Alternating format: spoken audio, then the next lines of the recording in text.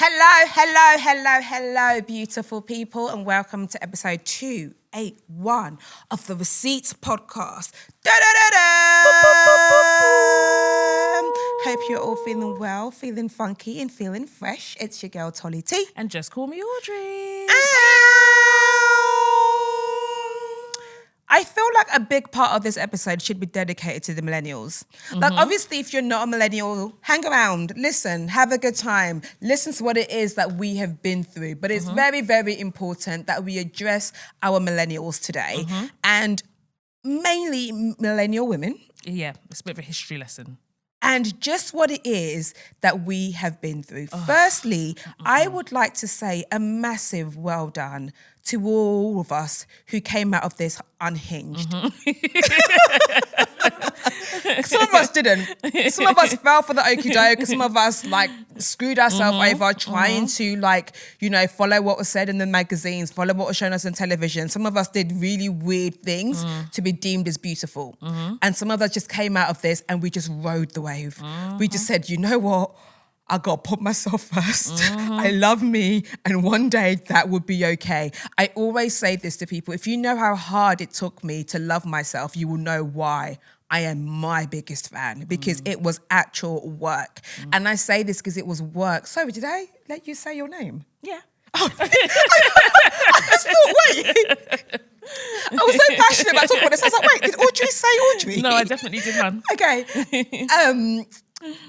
Yes, so as I was saying, if you it just took a lot of work to really love yourself past, especially if you were in the Western culture or country where you saw magazines that were circling areas of fat, circling areas of stretch marks, circling areas of cellulite. You had magazines and TV shows that told black women that they were too dark, too greasy.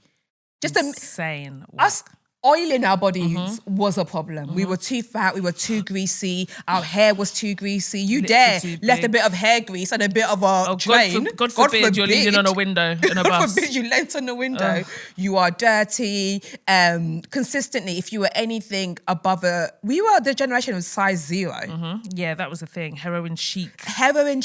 Size 0. Heroin, And rife eating disorders. I don't know many girls in my school who weren't bulimic or anorexic. There was at least there was a lot. There was a lot of girls. I can't even front and be I never thought about bulimia. Yeah, I know that sounds crazy. I know it sounds crazy, but I thought it was trigger warning and not to be toxic, but genuinely, this is just me being honest. I thought it was a good idea. Genuinely same. I thought if I overate, I would just go and make myself feel sick, and then I will be skinny again. Definitely. I can't ever sit here and be I never made myself sick before. Yeah, I tried it. And then I tried it. And I was like, but I vomiting's just not a walked bit of in me. bed. Yeah. And I was just it's not working. So again, just to kind of say the era we were brought up in, and it to come out unhinged, to come out having done some shit to your body, or to not have fantasized about doing something to your body, right? Because obviously we're going to talk about America's Next Top Model and the documentary that's come out on Netflix recently. But past that also, there were shows that were your dream surgery. So women would write down there'll be a TV show, women would say they want all of these surgeries done. And we watched so much media that told us our after was going to get us loved, admired, get us work, get us beautiful. Our befores, that was never going to do shit. Yep. You actually had to get some version of a makeover to be loved. Even as simple as the styling shows. It was you wasn't deserving of this love until you can dress, you could do this and you looked like this, and your after was always where the price was going to say. Now, I'm not against self-improvement. I'm not saying it to be hey, don't just stay you are, blah, blah, blah, blah, blah. But it was on fucking steroids in our generation. Literally. And not one part of it touched on your inside. Oh, not one. Your mental health, your feelings. It was all, look the fucking part, you fat bitch. Yeah, get it together. Look the part and stop complaining. Yeah. All the time. We just have to be bothered about how we looked. Yeah. Which leads me nicely to America's Next Top Model, the documentary. Insane. Right. I had a viewing party for this. This is how seriously I fucking It's took actually this. that deep though. I hear it. It was Christmas for all millennials or anybody who grew up watching America's Next Top Model growing up, right? And what is fascinating about it, which we always say about the lens of which you look at things, the lens of things then and the lens of things now. Now, have you finished it? I'm halfway through episode 2, but I don't mind spoilers. We can go into it. I don't Okay, mind. cool. Yeah. I was firstly surprised that there was 3 episodes. Did you think it was going to be one long I just thought it would be a Actually, so did I, one to and be done. fair. Yeah. I didn't realise there was Yeah. going to be 3 episodes. So the documentary is kind of like showing I don't know what it's called. I don't know, America's Next Time I'll do The Secrets. I don't know what it's called. But it's on Netflix and it includes Jay Manuel, Jay Alexandra, Nigel Barker, Tyra Banks herself. Yeah, which is Ken Mock, who was one of the producers on it. It's really weird because I always remember seeing his name in the credits. I always remember seeing that name in the credits and then seeing him as like, oh, this is this person. And then it also included a couple of the women who were actually contestants in America's Next Top Model, namely including, firstly, Danny is beautiful. Beautiful. She looks like even more gorgeous now. Gosh, every shot of her, I was like, look at those cheekbones. The It was just everything, the skin, the fire. She looks absolutely beautiful. Sandy, who else was there? Is that, I saw Keen, what I'm on, Kenya is just on there. And then there was that, so she was the black model who was saying that she was told her whole life she was skinny, but she was fat. And then there was Giselle, the Latina girl. There's a few of them so far that I've seen. Yeah. But absolutely co-sign everything you said, man. Like, we grew up in mad times and it was just normalized. Like, and then you say all of that stuff, it was like makeover shows were so rife. They were just normal and there was so many different variations of them. And then at the time, we weren't talking about mental health. Like, that was not a conversation. Wasn't even a point of conversation. There was no Me Too. There was nothing. So it was just one big giant free-for-all. And Mate, then, it was I just remember mad. watching America's Next Top Model and after like going to, do you really do that thing of just pulling the fat on your stomach? I just used to like hold onto like the fat on my stomach. And I'm very, very lucky that I was brought up in a household where my mum thinks we are the most beautiful creatures on earth. So she is like, because her understanding is that you came from me. Why wouldn't you be Sorry, fire? why wouldn't you be the best thing ever made? And still I conquer. Still I had to I rise. Still I had to like unlearn these things and take it out of my head and not like think about it and think no. Like, but it was so ingrained in us. Anyway, America's Next Top Model. So, like I said, I had a viewing party for this thing. We were going to watch this thing, and we watched all 3 episodes. We watched all 3 episodes. I cooked. Yeah. You cooked. I cooked. Oh my God, I cooked. And I cooked like this very seriously. dishes. Had a very lovely prawn starter. With like some toasted bread so they could take the bits of it I after. love that. I cooked for you as well. I had some stir-fried rice and beef and broccoli. Ooh, One of the girls is yummy. vegan, so I made a vegan beef and mushrooms. Having to deal with someone who's vegan. I don't know. Oh my God. I don't know what's worse than vegans or... Every 2 seconds I was searching, is soya vegan? Yeah. Is this seasoning vegan? Yeah, the ones is that have got this allergies, vegan? my Yeah, God. I was just like, okay, cool, just to make sure. Anyway, so we had a whole thing. And it's funny because 2 of the women I was watching with are producers. Their first point, they was like, this is done really badly. They was like, this shit. the documentary? Yeah. And in a sense, like, there was a part of it where they were like, the producers were trying to get Tyra on the phone and they cut to a clip of a picture of Tyra on the phone. Like, really, like, obvious things. Or being like Tyra being mistaken for Beyonce and then they popped a picture of Beyonce on why it. do they do Like, we that? don't fucking know what Beyonce exactly. looks I like. think we know who Beyonce is. See, And it was like an old picture that they clearly couldn't find the recent rights. No, they wanted to use a picture that was most similar looking to Tyra. Right, so that you could be like, I can see why someone would make that mistake. But that was always done in that generation, though. Yeah. Yeah. It still even happens today. Not necessarily with Tyra, but just with black people just getting mistaken for other black people. That's just always been a thing. I will say a plus to Tyra because I'm going to go into a Tyra of negatives. That red hair that she had back in that day was a bad... Because that lace, I didn't know it was lace. I didn't know anything. We didn't have wigs then. I had no idea it was I a wig. had no idea. it was a wig. I just thought it was. I don't know what I thought. But watching it, I was her like, real hair. of course it's a lace wig. Yeah, exactly. Like, but we didn't remember because even when Beyonce came out with Dangerously in Love, I was like, had long I just hair. thought that was her hair. I had no idea that you could get wigs like that. I just thought American women had long hair. Yeah, same. I genuinely just thought it was a thing. I just thought, they're American. Same. Like, of course they have long hair. I just thought it was a thing that happened with American women. I just thought they always had really long hair. So but that red colour, I was like, this colour, I want it. I want to recreate it. I can't like, what are some of the wigs? I'm like, I might have to recreate that wig. This is banging. And like growing up, I used to really think Tyra was really, of course, in fact, there were many clips I've shown her and I was like, wow, this woman's beautiful. Yeah, like Tyra, I mean, she's a model. She's a beautiful woman. She looks great now. Yeah, and I also loved her because she had a big forehead. And you know me. She always embraced that as well. I've got a huge forehead. So anybody that has a huge forehead is my aspirations. Tyra, Rihanna, big forehead gang, five head. We are here and we are active, right? So I used to think she was always beautiful. She still is very beautiful.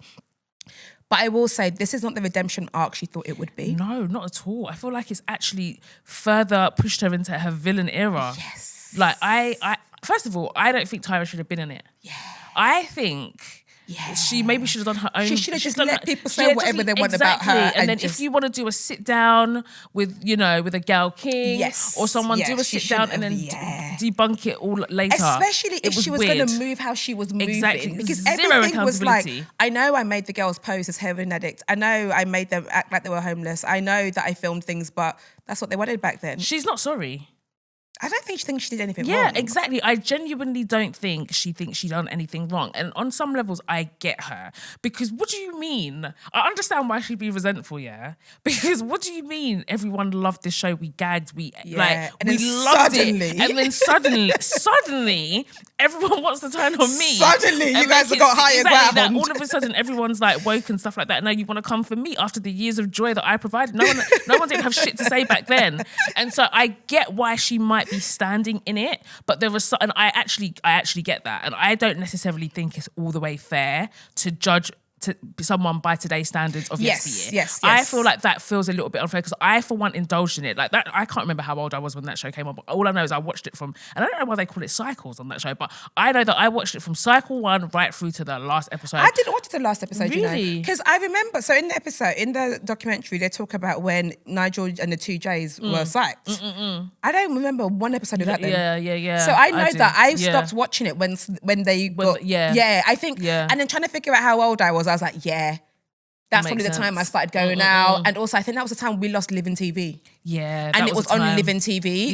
Once we didn't have Living TV anymore, there was no access to like watching it anymore. Living TV. So I remember. And then also, it's so funny because like when they get sacked, it kind of goes downhill. It always does. When you change up the formula, it doesn't always. I can't really think of anything where people have changed, or switched out, especially judges and stuff like that, because they become so instrumental in in the show and all the rest of it. And sometimes you watch it for those people. Like I loved like Jay Manuel and Jay Alexander and like Nigel Barker. I love Nigel was still fit. Even beautiful man. Beautiful. When they showed the old clips of him, I was like, oh yeah, I probably used to fancy this man. Yeah, no, definitely. And he was British. But I feel like, I mean, I don't know. I'm sure he does have accredited work, but I don't feel like he was a real photographer. He was like a model. No, I think because even in the documentary they talk about they just needed someone that's good looking and straight. Exactly. A man. They needed a good looking straight man. And he was always like framed as the photographer, renowned photographer. But they never even on the documentary they didn't show any of that man's work. Like even back then on the show, we never actually saw his work. So I definitely think he was a plant. Do you reckon it was like an actor plant? 100%. Like you're gonna act as though you're a photographer because we need you to have like some connections to the fashion industry or whatever. But you're just good looking. Your mum was a model, so you know what you're. Anyway, that's kind of by the by. Anyway, his wife's a model. Do you remember her? She used to be guest on the panels sometimes. Oh yeah, yeah, like really beautiful. Her. I think she was a twin. Yeah, I do. Really, I actually really remember beautiful. his wife. Yeah, but so I say all of that to say that I understand why Tyra would be defensive. Like I said, I don't think she should have been in it. I think that if you're gonna tell the story, it's pointless having we've got these really deep emotional things that happen to people, and you've got someone there in the next frame just debunking it or just minimizing it. Yeah, and also I think even if she was, they didn't think it through. Like her styling should have been softer. Yeah, like it was giving. She was still coat, judging like, us. Yeah. Like I just feel like if they wanted it to be a redemption, and also like all of these things matter. Styling matters and things like this. It's how people come across. Like you sit in all of the big interviews. One I always talk about, friend of the show, Tiwa Savage's interview when she left her husband. There was a reason why that woman was there in a headscarf and no makeup. Because what do you mean? You never present like this normally, but you had to give to us that you're sad. We needed empathy. To see that you are sad.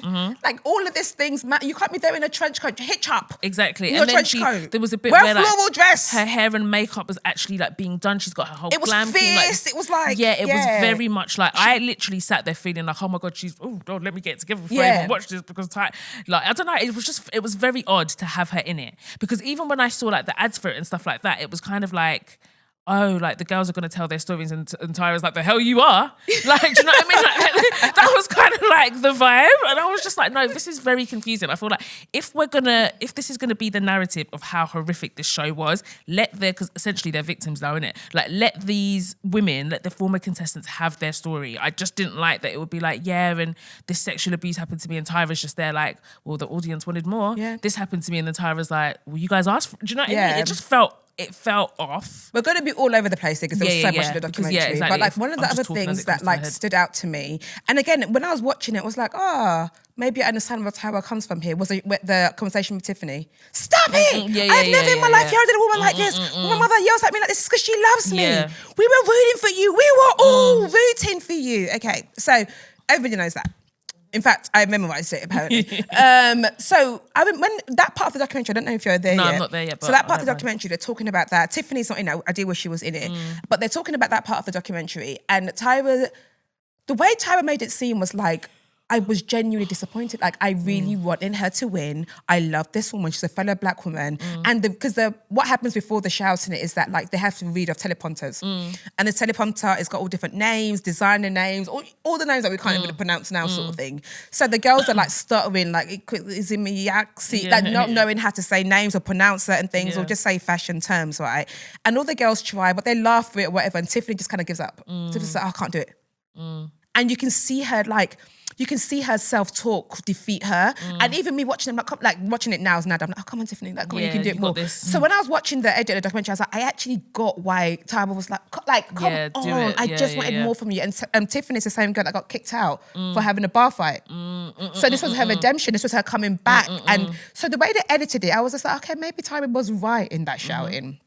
Well, Tiffany has since posted. Oh, of course she has. What she said. Hold up. At Tyra Banks, she added her. Okay. Let's keep it cute. You are one lying ass, tired ass bitch. No, not tired ass. You know how you treated me the whole time, off and on camera. You was a bully. You treated me like shit and said the nastiest things about me and my son. That is not how the argument went, but y'all edited it to make it seem like you cared. Also, fuck Shade Room. Fuck your weird ass fans and fuck you, Tyra Banks.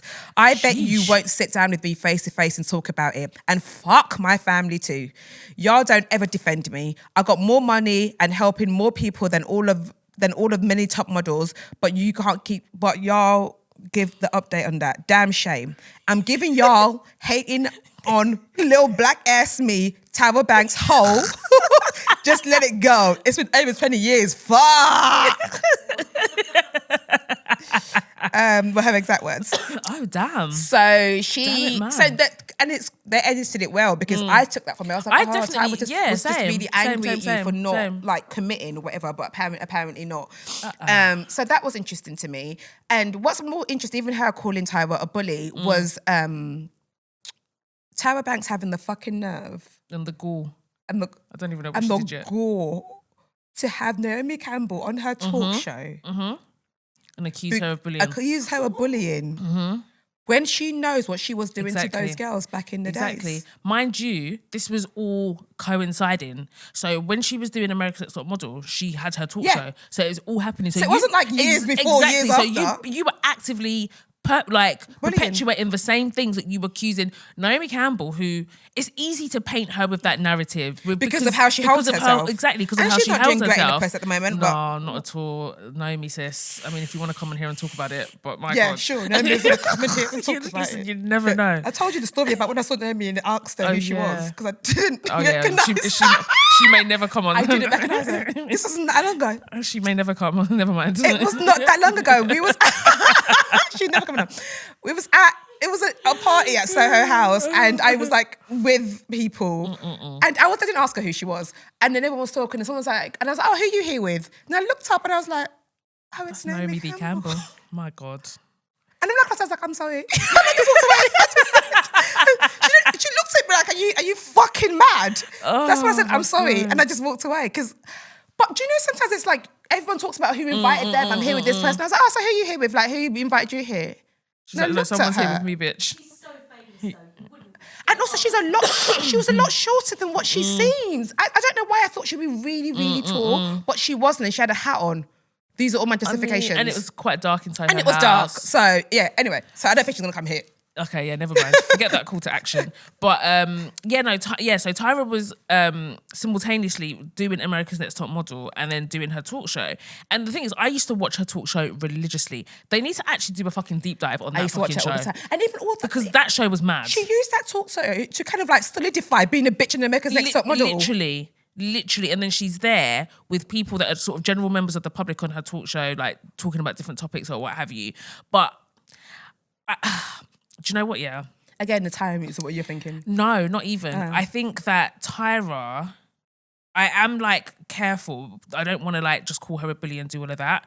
But like this one is just kind of like, I don't even want to call him a bully or whatever. Just kind of like, people that have experienced this who could, but it's just why did you do that talk show? When you know that you wasn't being nice to certain people, why did you? Why do you expect kindness a thing from you when you are not nice to other people? And that episode was a proper draw out. Yeah, that episode was mad. They had no audience members. It was just Tyra and Naomi. Fact that Naomi was blindsided. Same, I think so as well.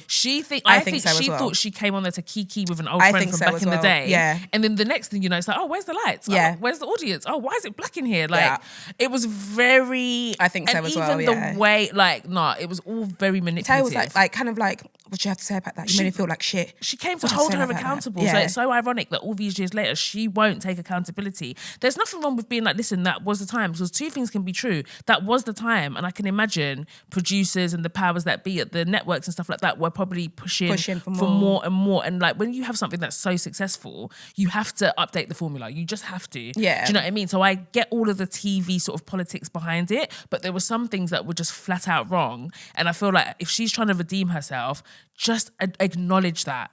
Just acknowledge that, yeah. And like, I just feel like when I've seen, like what I've seen so far, there is just a refusal to just be like, that was mad. It's coming back though. She says it. She says it in there. She says, "Watch out for what we've got planned for Cycle 25." Not Cycle 25. Yeah. She said it. She like it's. So she's trying to capitalize on all of this, I guess. Definitely. Which makes sense, but. No, some of the things, but what stuck out to me as well was what Ebony went through, because the colorism, and I think aside from like the bully thing, I do think Tyra Banks has got like internalized colorism. But what's so annoying about the whole thing was that when Tyra said she first started this thing, I started this because I want all girls, black girls, skinny girls, big girls, fat girls have an opportunity. But then you went there and went against everything you said you wanted this show to be. Yep. You brought a girl who looks different just for you to tell her how different and ugly she was. You brought a girl who was a bit bigger just to tell her how fat she was. Like, why did you, if you had just done it, oh, well, this is modelling looks like this, nobody would be like, no, I guess exactly, that's modelling. That's what we know but you brought anyway, these women there to be ridiculed and called ugly. Yep, exactly. And it's just so mad. Like the racism, like when that senior where Ebony was they were shaving her hair, and these white women were running their fingers through her hair, being like, "Oh my God, like what is this? Weird, like what is this? It feels so weird. Like, do you think we can get the razor through it?" It's just as long as like, should we write our names on it? Yeah, no. And do you know what? I felt Ebony when she was like, she said she thought it was a test. Like to see because that's so mad. Because that's so mad to me. That's just like, surely. That people are actually saying these things to you as they're actually doing your hair. It is insane, and all of that stuff ran. And we haven't even touched on the whole thing with Shandy and her like, basically being filmed having sex on camera. So and then I remember watching that. Same. When I watched it, I was just like, oh, she cheated. Same When she was crying, I was like, why are you crying for? You're the one that cheated. That was the narrative. Yeah. I was like, oh, she cheated. Like, as in, because you got excited and you went to go cheat. And then watching the documentaries, seeing her talk about the experience, it was like, oh. No. This is why we do have it not hard yet, but it's a really dynamic experience being like a millennial that is firmly in the thick of like Gen Z and how things have changed. We have unlearning to do. Because we have so much unlearning to do. Like when that happened, again, the main storyline was the fact that she cheated. Yep. But now that I'm watching it through my lens now, was she SA'd? Because really and truly, she was so hammered.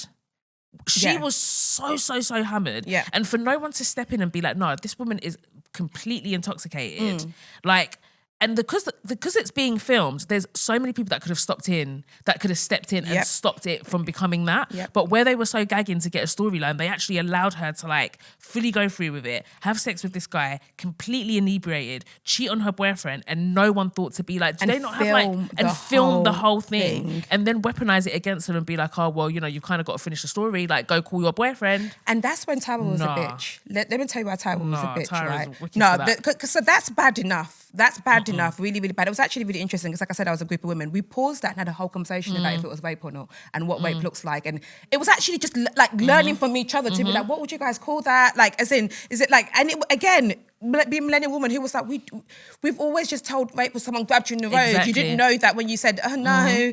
And like, you just didn't know certain things. So now we're learning things more and more. So why Tyra was Tyra was such a bitch about two things. So obviously she's been given talk from the producers that this was happening. So the next day she meets up with the girls, trying to do some girl talk. And in this girl talk, she's talking about, oh yeah, one time my boyfriend cheated on me in Milano. They're in Milan, this girl's just cheated.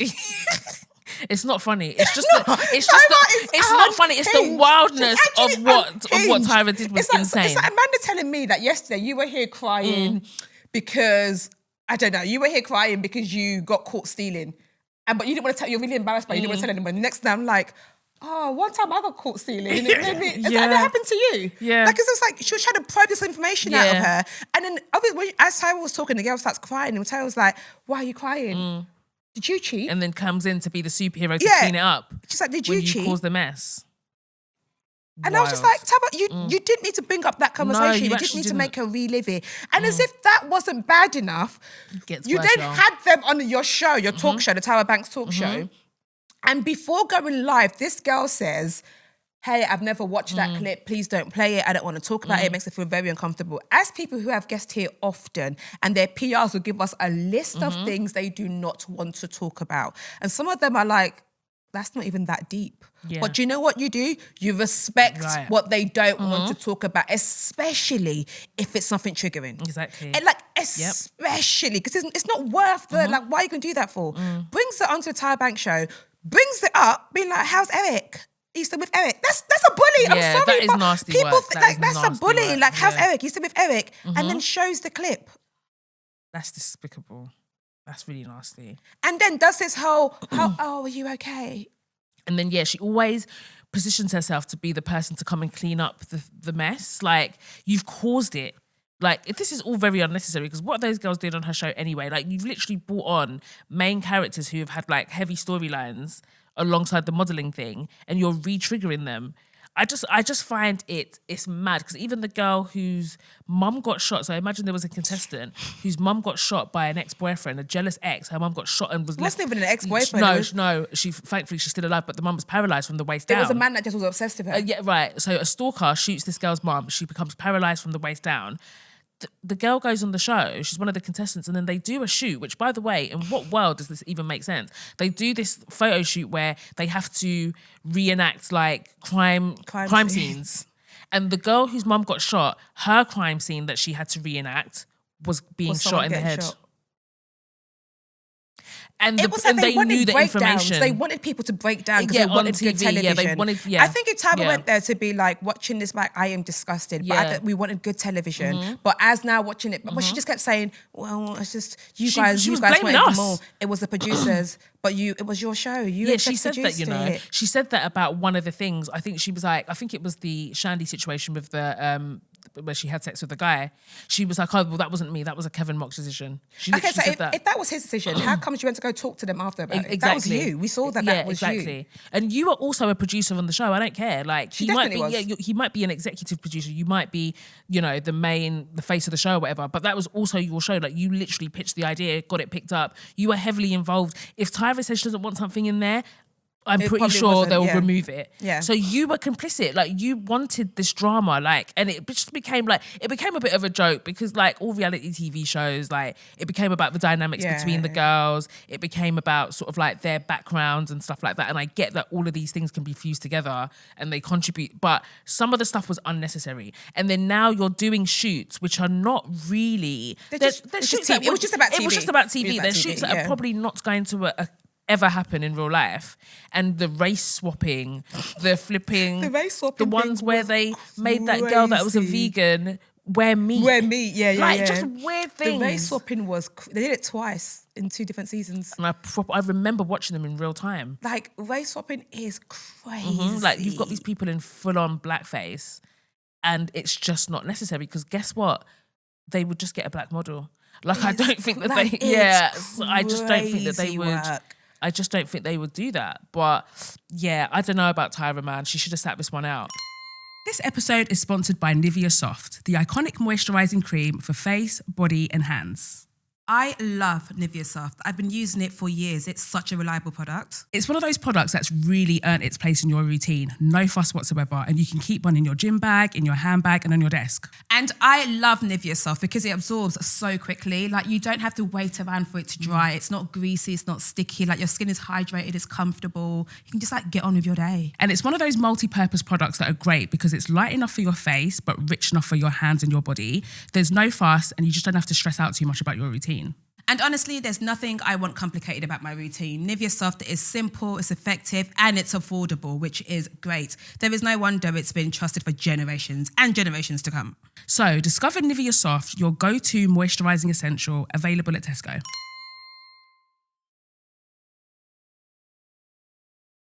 And also, like, another thing that I wanted to say about it as well is her relationship with the judges. So Jay Emmanuel, Jay Manuel is the mixed race one. Yeah. And then Jay Alexander is the So Jay Manuel apparently got to season 9 and wanted to leave. And apparently them two were very, very, very, very close and blah, blah, blah, blah, blah. This I will give Tyra a blind for. We're very, very close friends. They worked together. They used to watch, like, go out together. It wasn't just a work thing. They had a friendship. And when you went to leave, you emailed her. I thought that might trigger you. Oh, I'm so triggered. I am so triggered. That is not how you leave. He was like, oh, I thought I'd email and then we'll have a talk. No. But what is it with people doing that? Before I've left 4 more jobs, like when I hated, I've had a chat with my manager. Being like, I'm going to hand in my notice. Yeah, exactly. I don't you have your but even then you still have an exit email. Hate. Exactly.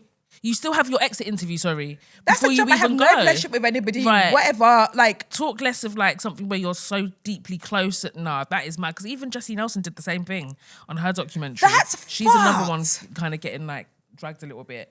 But yeah, like I just think that is wild. That and then is you expect wild. them to be gracious. Yeah, then after that, she was cold towards me. Yeah, Sorry, think? What the fuck do you think is going to happen? But the thing is, Jay Manuel especially, and I get that they're not friends anymore and stuff like that, and I haven't got to the end, so I don't know exactly how the fallout goes. But I feel like Jay Alexander, I feel like he was just like, this is fashion. Yeah. Like, do you know what I mean? Like, he was very much like, he's just like, he wasn't giving, I'm apologising. He was just like, we did what we did. It was what it was. This is the industry, blah, blah, blah. I can actually respect that. I feel like Jay Manuel, was trying to like get sympathy for himself a little bit. And Jay Alexander didn't do anything wrong. Yeah, exactly. He was like, I taught the girls how to walk. He said a few comments here or there. But again, fashion stuff, exactly. Right? But yeah, because, but the other one, I felt like it wasn't me. And like, I feel like he was kind of throwing Tyra under the bus a little bit and kind of deflecting a little bit and just being like, well, I didn't want to, but you still did it. Do you know what I mean? You still did it. Like, there's no way of us knowing how against this you were at the time. We just know that you participated and you did it with a smile on your face in every single episode. And then also, when they eventually got fired in cycle 17, he's complaining about that. Buddy, you went to leave at cycle 9. Exactly. I thought you wanted to leave. Why did you stay so bloody long? Yeah. And my last point of it is, if you are ever in doubt, if there's somebody that was a friend to you that you worked with and they had a stroke, Tyra, if you're ever in doubt, a text is not enough. So you had a stroke? Jay Emmanuel. Oh, did he? He's had a stroke. He was in hospital for over like a year. Oh, shit. He can't walk anymore. Oh, really? Yeah, oh, my God, I did not know that. And his speech is different now as well. Okay. It's because of the stroke, yeah. And for someone whose whole job was teaching women how to walk, your whole job is catwalking. Yeah, that must I be can't insane. even imagine the pain of that. Like, this is my whole thing. It was kind of when Debrat went deaf. Yeah, when something is like this thing is your life source, is what you've always done. He's always been a catwalk person and he's in a wheelchair, he can't walk. And it was nice because Nigel Barker and Jay, they went to go visit him in hospital. Oh, nice. They did a scene of the 3 of them together towards the end. That was really, really nice. And the producers asked, they were like, has Tyra come to see you? And he was like, no. It was like, she texts me that she wants to, but she hasn't come to see me. So that was a bit like, it made it really awkward. But what I will say about this documentary, that I was very happy with the way it ended. Now, the way it ended is that Tyra Banks gives this whole speech about, it's the industry and I still want to promote love and my legacy and the difference and, just want these women, blah, blah, blah, blah, blah, blah, blah. And it just cuts and Danny's like, don't be so ridiculous, girl. It's in that is and as she's talking, it's the biggest PR slur of the I still think all these women are beautiful and blah, blah, blah, blah, blah, blah, blah. And they're like, no, actually. And they let it end with all the models saying where they're at now. One more blind that I will give Tyra. You've probably got to the bit of the thingy, whether all the girls were like, oh, we thought we would make it. I'm sorry, that's not Tyra's fault. I know that sounds horrible, but that's not Tyra's fault. The only thing that's a bit raggedy is that none of the contracts actually came to fruition. Yeah. Do you know what I mean? So if you're going to say that people are going to get a... They did though. They got a cover girl star and a cover girl for a year. But after that... Because I remember before the documentary, people were saying, no, you got nothing out of it. And the girls that didn't win. But why? You didn't win. Yeah, you didn't win. Okay, fair. Sorry, not to be horrible, but name all the people who didn't win Rap Game. In fact, I don't even know who won. Name all the people who didn't love Pop Idol. No, I've or got Britain's no Got Talent. In fact, I can't even tell you where the ones that won are. Yeah, same. You have to know that when you go to a TV show, you might blow, especially in this generation, you might blow, but also you might not be taken seriously in your field.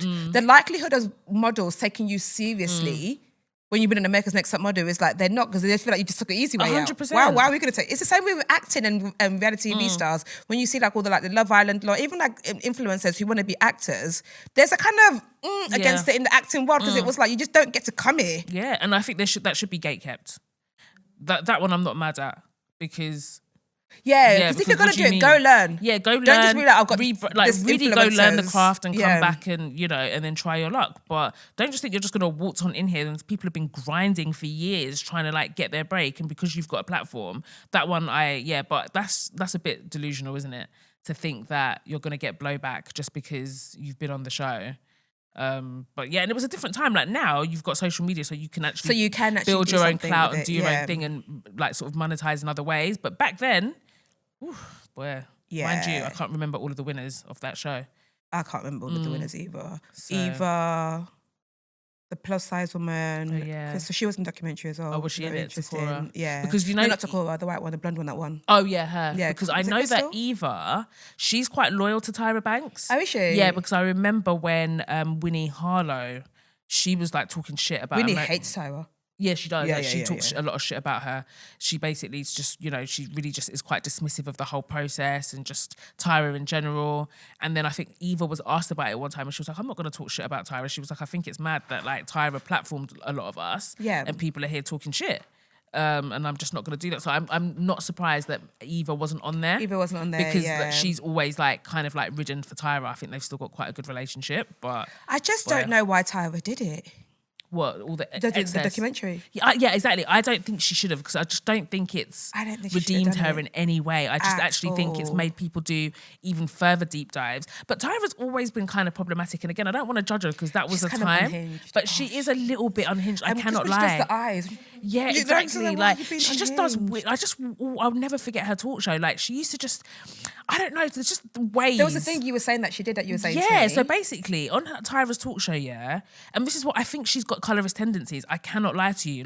Very, very thinly veiled colourist tendencies. But she's a scarier kind of light-skinned woman who will do it under the guise of I want to help dark-skinned women. But actually, no, because anytime you've had an opportunity, you've actually just shut on dark-skinned women kind of thing, and you've got the platform. And you put them in the fire to be burned. Yeah, exactly. Yeah. And it's just very weird. That whole thing with Ebony was very mad that you allowed that to run, and then you were part of it. I just find it mad. But anyway, on her talk show, she would do weird things. She had this episode one time about plastic surgery, and she started it off with eye surgery. Because remember there was that time where Tiny and people were changing their eye colour. Eye colour. Oh, okay, okay. And so she was and she was smizing so hard into the camera, and she was I was at the airport, and they asked me to take out my contacts. And then I had to exactly, and she was then I had to tell them that no, I'm not wearing contacts. My eyes are naturally hazel. And I was like, oh my God, if you wanted to put it on the world stage that you've got natural hazel eyes, then cool, whatever in it. But it's just little weird things like that. But one time she had this episode on skin bleaching, yeah, and it was so mental. So basically, she had all of these, and there's people that have obviously complexes with their complexion, yeah, that you can really humanize these people because they've been through extreme colorism, they've got really sad stories to tell. But the people that they found were people that were really obviously had deep-rooted issues when it came to their skin, but were quite like bullish about it, right? So they had all these black dark-skinned women that were talking shit about other black dark-skinned people, and they were like, no, dark-skin's ugly, man, I hate it. I know I'm dark-skinned, but I hate it. I'm not trying to be ugly. I'm not trying to be dark-skinned anymore. Like in the sun, when I hate it when it's summer because I get darker. In the winter, I'm nice and brown. Just saying really problematic things, yeah. One woman was even like, I refuse to have a child with a black man, so she had a baby with like a Mexican man so that her daughter would be mixed, or her child would be mixed. So they had really like aggressive like feelings towards like their complexion.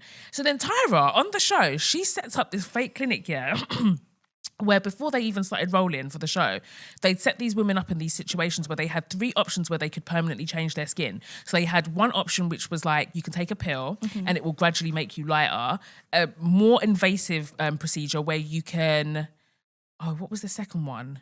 You said laser? No, laser was the last one. So there was a pill you could take. Maybe the second one was like a cream or something that you could take. But again, you'll eventually become light skin, but it will take slightly time, longer. yeah. But the final one was like a laser procedure where you can laser off your skin. Yeah. And then the skin that is sort of like, that grows back will be lighter and it will look so natural. No one will ever have any idea that you were ever dark skin. So she set up this fake clinic. So these women really think that they're meeting a real doctor. And she was trying to set them up to see how extreme they would go. Yeah. All 3 of them basically picked the laser option.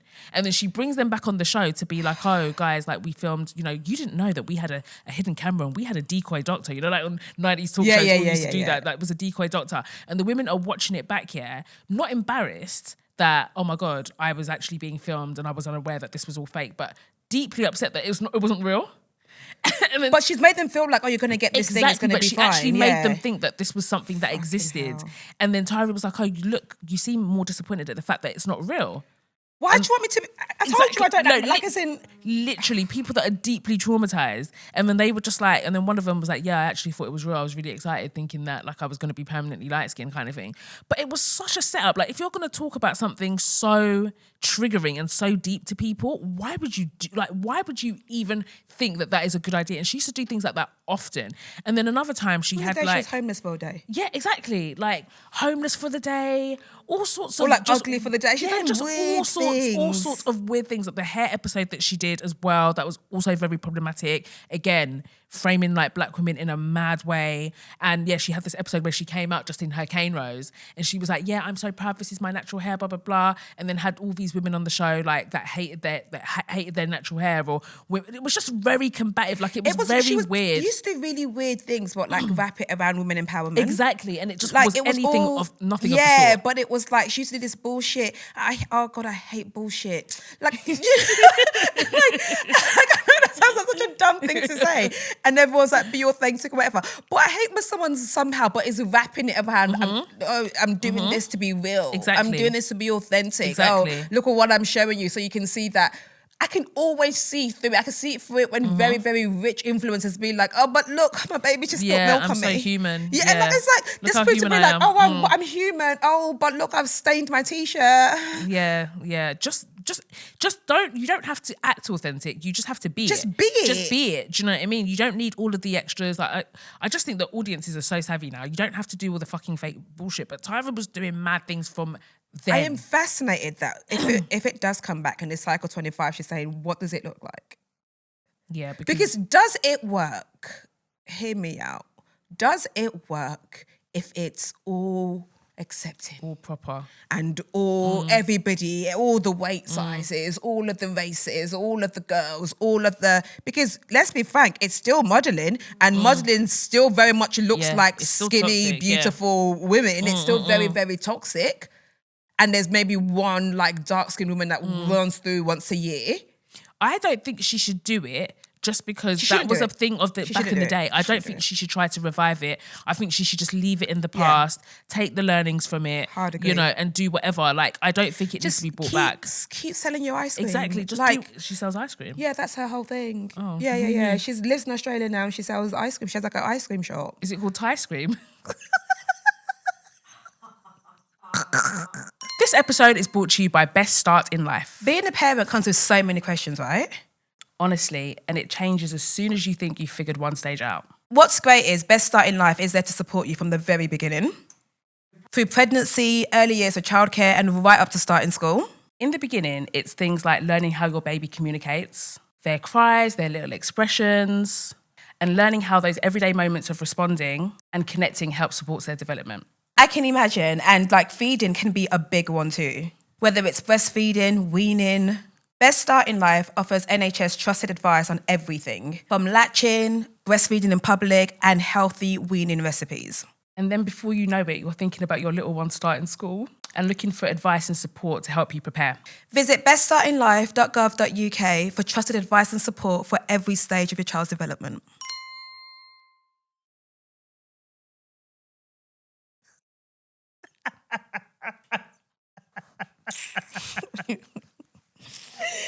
Oh, sorry, I couldn't.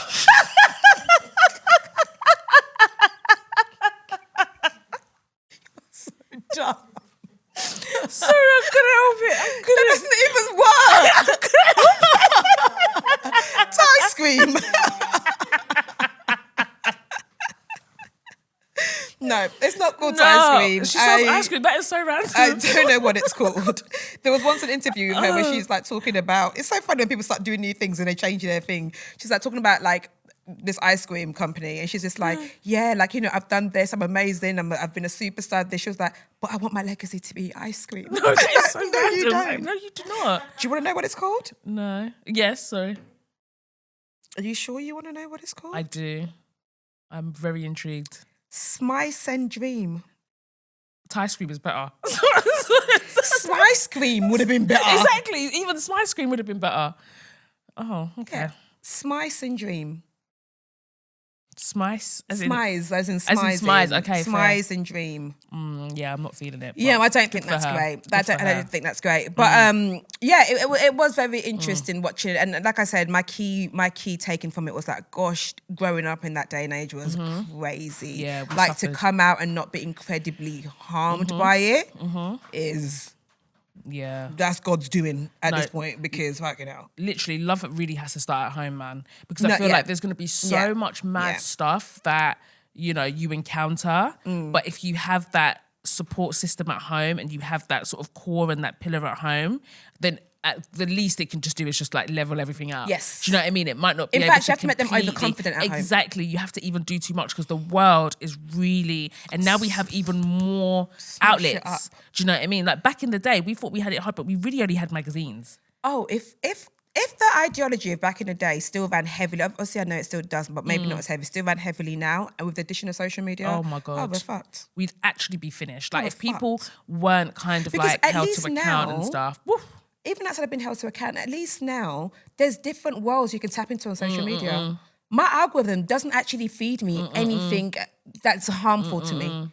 Do you know what I mean? Like it just doesn't. It doesn't. If anything, if I find triggering, if I don't like it or whatever, don't show me this shit again. Like it actually doesn't feed me. It doesn't feed me women who don't look like me. It doesn't, like, it feeds me things that kind of like make me feel okay. And even then you still feel away. Yeah. But I guess like then nothing was saying the alternative. Nothing. Everything was saying heroin chic, size 0. Nothing was telling us, oh look, you're okay here. It was like, no, you're not going to be okay until you get to this. Exactly. You didn't have a thigh gap? No. Exactly. Yeah. What do you mean you didn't have a thigh gap? It's true. And everyone was perpetuating the same messages.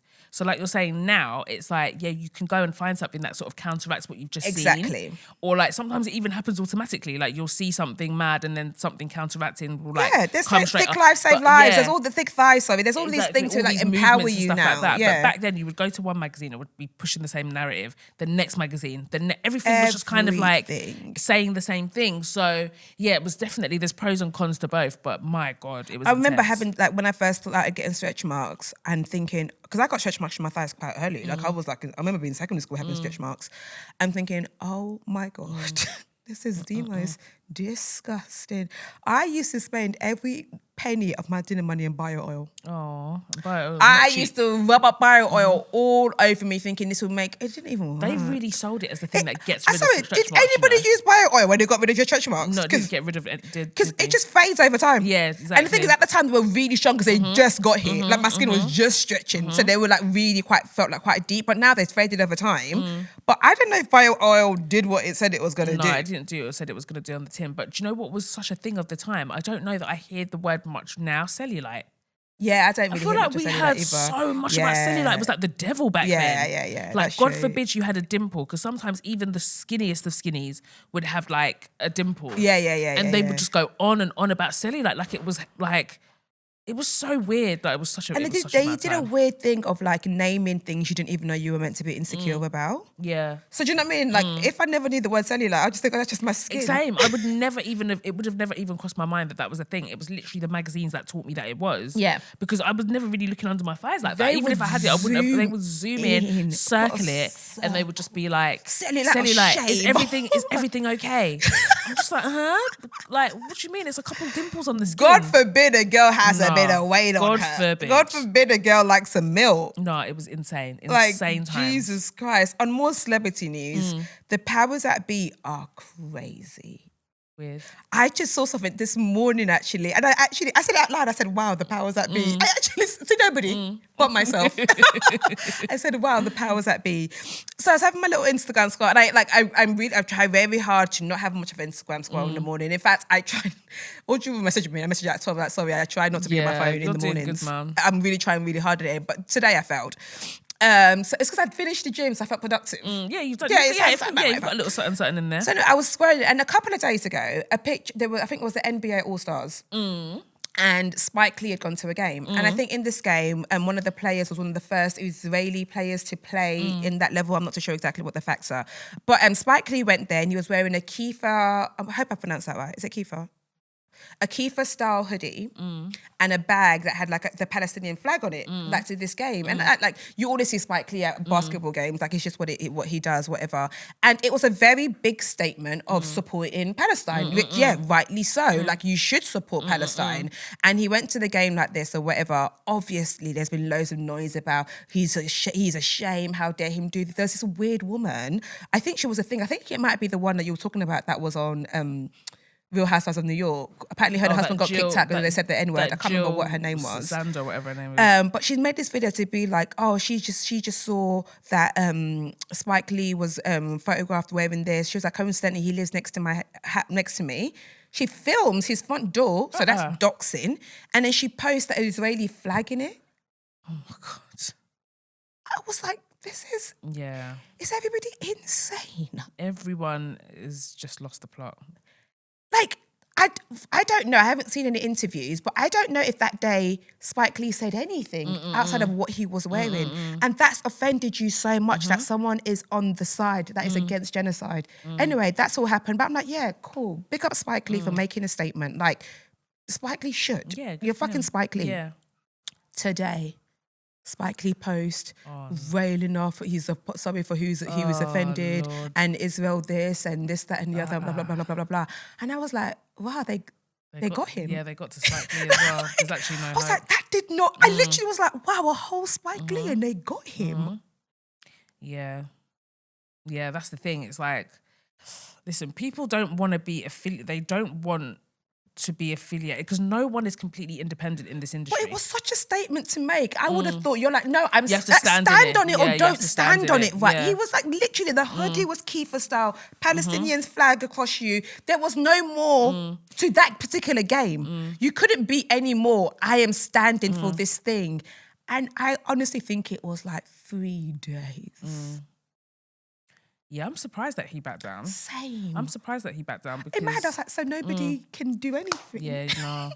Spike Lee. Yeah, exactly. Someone that's got that. She's got to have it. Yeah, exactly. And you would think he's a heavy hitter in the industry. Do you know what I mean? And even he can't. I said, wow. I was disappointed. In my head, I just thought I would love to know what was said to you to make you post this. I would love.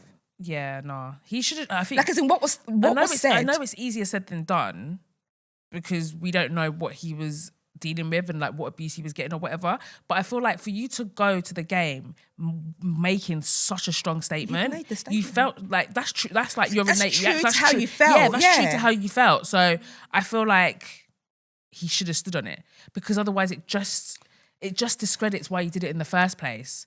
And I was so disappointed. I was like, so he would have actually just been better off not doing it then.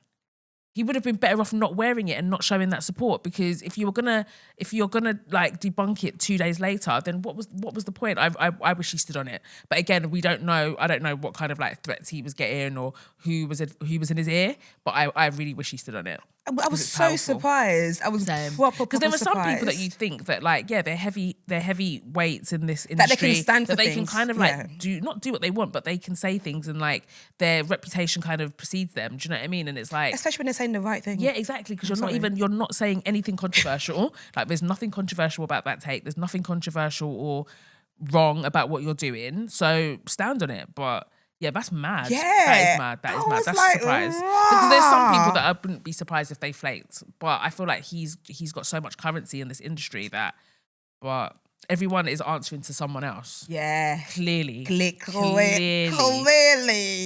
Everyone is answering to someone else. So All you have to answer to is your God, you know? Yeah, Whatever exactly. version of your God is. That's cool. Like, yeah.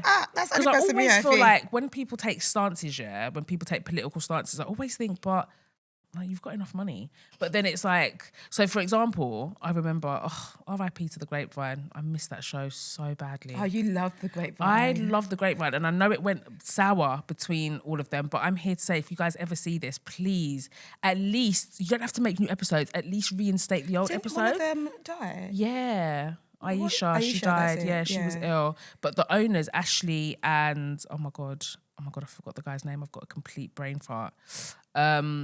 Who owned the show, I think that there was some sort of like something happened between them. But you can just release, get new people. release Like, the it's old fine, episodes, yeah. because the old Oh, was it episodes gone completely? It's gone completely. There's not a trace of it anywhere. Oh, I wow. was signed up to their Patreon. I used to get extra episodes. I love that. Like, I love that show. I didn't know it was gone And completely. I learned so much about like NFL, because at the time they put out an episode about, no one can go and watch it now, but they put out an episode about Colin Kaepernick. Do you remember when all of that stuff was happening? And I was just like, well, surely, like, you've got enough money. Like, if you want to, like, take up for this cause, so what? Like, you'll be fine. But I didn't realise that with NFL and stuff like that, a lot of the time they have to, like, play out before they get paid. So they have to actually, play out the contract before they get paid. Right, okay. So sometimes it's not necessarily like the money doesn't exist yet. Yeah. The money isn't actually in people's like bank balances and all the rest of it. So like it is an incentive for people to silence people kind of thing. Like just And the pay sport is a structure. very interesting version of that, because so many athletes get fined on the regular for making stances. Like, is it you want to wear a black band for footballers? Is it that you put something under your t-shirt and you raise it up, you're going to get banned? I think someone from the Winter Olympics got banned from the Winter Olympics for making it. I can't remember what the stand was for. But NFL, basketball, they all find them like mad, because I think sports trying to be like, we're not political, we're just a trying to game. separate But it. unfortunately, absolutely fucking everything is political. And Everything. also, when you're getting sponsored by big people, you are political. Exactly. So what are you talking about? A lot of your money comes from everything is political. So, but they're like, no, they can't. They stand against having a voice. How can you ask people who are seeing people that look like them? Let's just take police brutality, for example. You're asking black men who, on a normal day, if you're in a random small town somewhere down south and they don't know that you're a big NBA star, you can have the same outcome as someone who just is a regular person, and you want me to not speak on that. I don't think you can separate the two. Yeah. I really, really don't think you can separate the two. And so I think it's really unfair to like try and put a blanket statement. And I feel like that whole thing of like our politics and sports keeping it separate, it allows for the abuse of people. Yeah. Do you know what I mean? Because it's just like, you won't have people taking up for you. You won't have people like calling things out. Like, let people call things out. Let people stand on what they believe in. Like, the two worlds can absolutely exist. They have to exist because we're all in this world. So I just feel like, yeah, it's very, very mad. But Spike, man. Crazy things are happening. Crazy basically. things are On happening. more crazy things, I'm full of news today. Do you remember the TikToker, the black guy is Italian, but via Senegal, that he didn't talk, Kirby Lamy? That it just points at things that, like, the black guy that just like doesn't talk. It's just like, No. No, you Maybe do if know I see his him. face. Yeah. Like he started TikTok. Every time I hear certain success stories, I think, why did I think I was above TikTok in 2020? Yeah, some of them are getting to their bag. 2020, when people start doing it, I'm like, It's because like they were doing the dances on there. Which is like boom. yeah, and I was like, this guy. I've never seen You that man definitely again, have. yeah. You're gonna piss me off because you definitely have. You like he will look at something and it will be like, Kabi Lamy. I proper like don't ever like just scroll past when I see big creators. I know that sounds mad. There is no way you haven't seen I've him. never seen He's him got the biggest TikTok following on TikTok. Ever? Yeah. Really? No, He's got the biggest following. maybe, but- And for a long time, he didn't used to say a word. He would just see something and be like, or like my he would God. state an obvious. Yeah, and that was his whole thing. He would just state an obvious about something. Yeah, don't But- tell me you died or something. No, God forbid. He's in the money. So he's the most followed TikToker. Really? How many Like followers ever. does he have? I don't know how many followers he has, to be fair. Crazy. But can someone find out how many? I will tell you. I do know 160 million. 160 million. You could start a revolution with those kind of 100 numbers. And he got fired from his job during 2020 and said, let me. God! No, I think I feel like I don't think I was I that. overcomplicate things. When people were doing, baby, just give me something new. If any of you understand that reference, you are my people. Do you remember that video of changing outfits? Oh my God. I've got it saved on my phone. Sorry. But yeah. That was a bad time, but a great time. 2020, I was like, oh no. But it seems everybody who did a very good job at that, at 2020, are in the money. That's the why they were crying when they thought they were going to lose it. In America, they were crying real makes sense tears. because blah, blah, blah, blah. Anyway, so he's just signed a 975 million, basically nearly $1 billion deal. I can't. Do you know the money is so much I can't say it? $975 million deal. He's just signed that, and he signed it for 3 years, just 3 years, not forever. And it is basically to this company. I can't remember what they're called, and they have the rights to his likeness, his voice, his identity, whatever. So basically, they can make an AI clone of him for 3 years and use it for e-commerce. So for the next 3 years, they could, like, as in, and this AI clone, they also have rights for language. So this AI clone can speak whatever language it wants, look exactly like him, but promote whatever the hell they want it to promote and sell. So my question to you is, I mean, there's a big conversation about AI, is this safe? And also the authenticity, that audiences, now you know that this is not him suggesting this, this is actually going to work and they're going to get their money back, blah, blah, blah, blah, blah, blah, blah. But that's not what we're going to focus on today. My question to you is, would you do it? 3 years, $975 million deal for someone to have full AI, full clone of you that can do for e-commerce. Yeah, and I've got no say. Nothing. So when you say e-commerce, that just means like selling shit. They can sell whatever they want. But they can sell whatever they want. And it's going to be you. And to the untrained eye, or to most eyes, that's you. So they can basically be like, use my likeness to promote like MAGA. Your likeness, your reform, voice, your image, everything about you. 975 million. 975 million. 100. Basically $1 billion is basically what we're talking. Because I was listening to the Rest is Entertainment and they were talking about it, very much deep dive on like a more intellectual thought of view than I can have. And as they were saying it, right, I started thinking, I started thinking of how I'd give the money out. How am I allocating these funds? I started thinking, okay, I'll give my mum this amount. I think I'd ask like 5 of my closest friends how much they need to like kick off a business that they want. Because even if you gave everybody 100K, which is a lot of money, it doesn't touch the service of what it doesn't even touch the sides. Normally, I don't really have like high like morals and stuff like that when it comes to this sort of thing. Yeah. But the idea, and I'm going to broaden this because let's just say with him, it's just like I don't know, consumerism or whatever. Yeah. If it was a thing where they can promote anything, any movement, any sort of ideology, anything in the world, and I'm going to be attached to it, I honestly don't think I would. I don't think I'd do it either. I honestly don't think I would. I was proper thinking Yeah, it when I was honestly don't listening. I think was I like, would. would I do this? And I was like, you wouldn't, you know. I actually don't think I would. And it shocked me that I wouldn't. Same, because I I was really like, have girl, I really have no standards on have an you seen ordinary a million? on an ordinary day.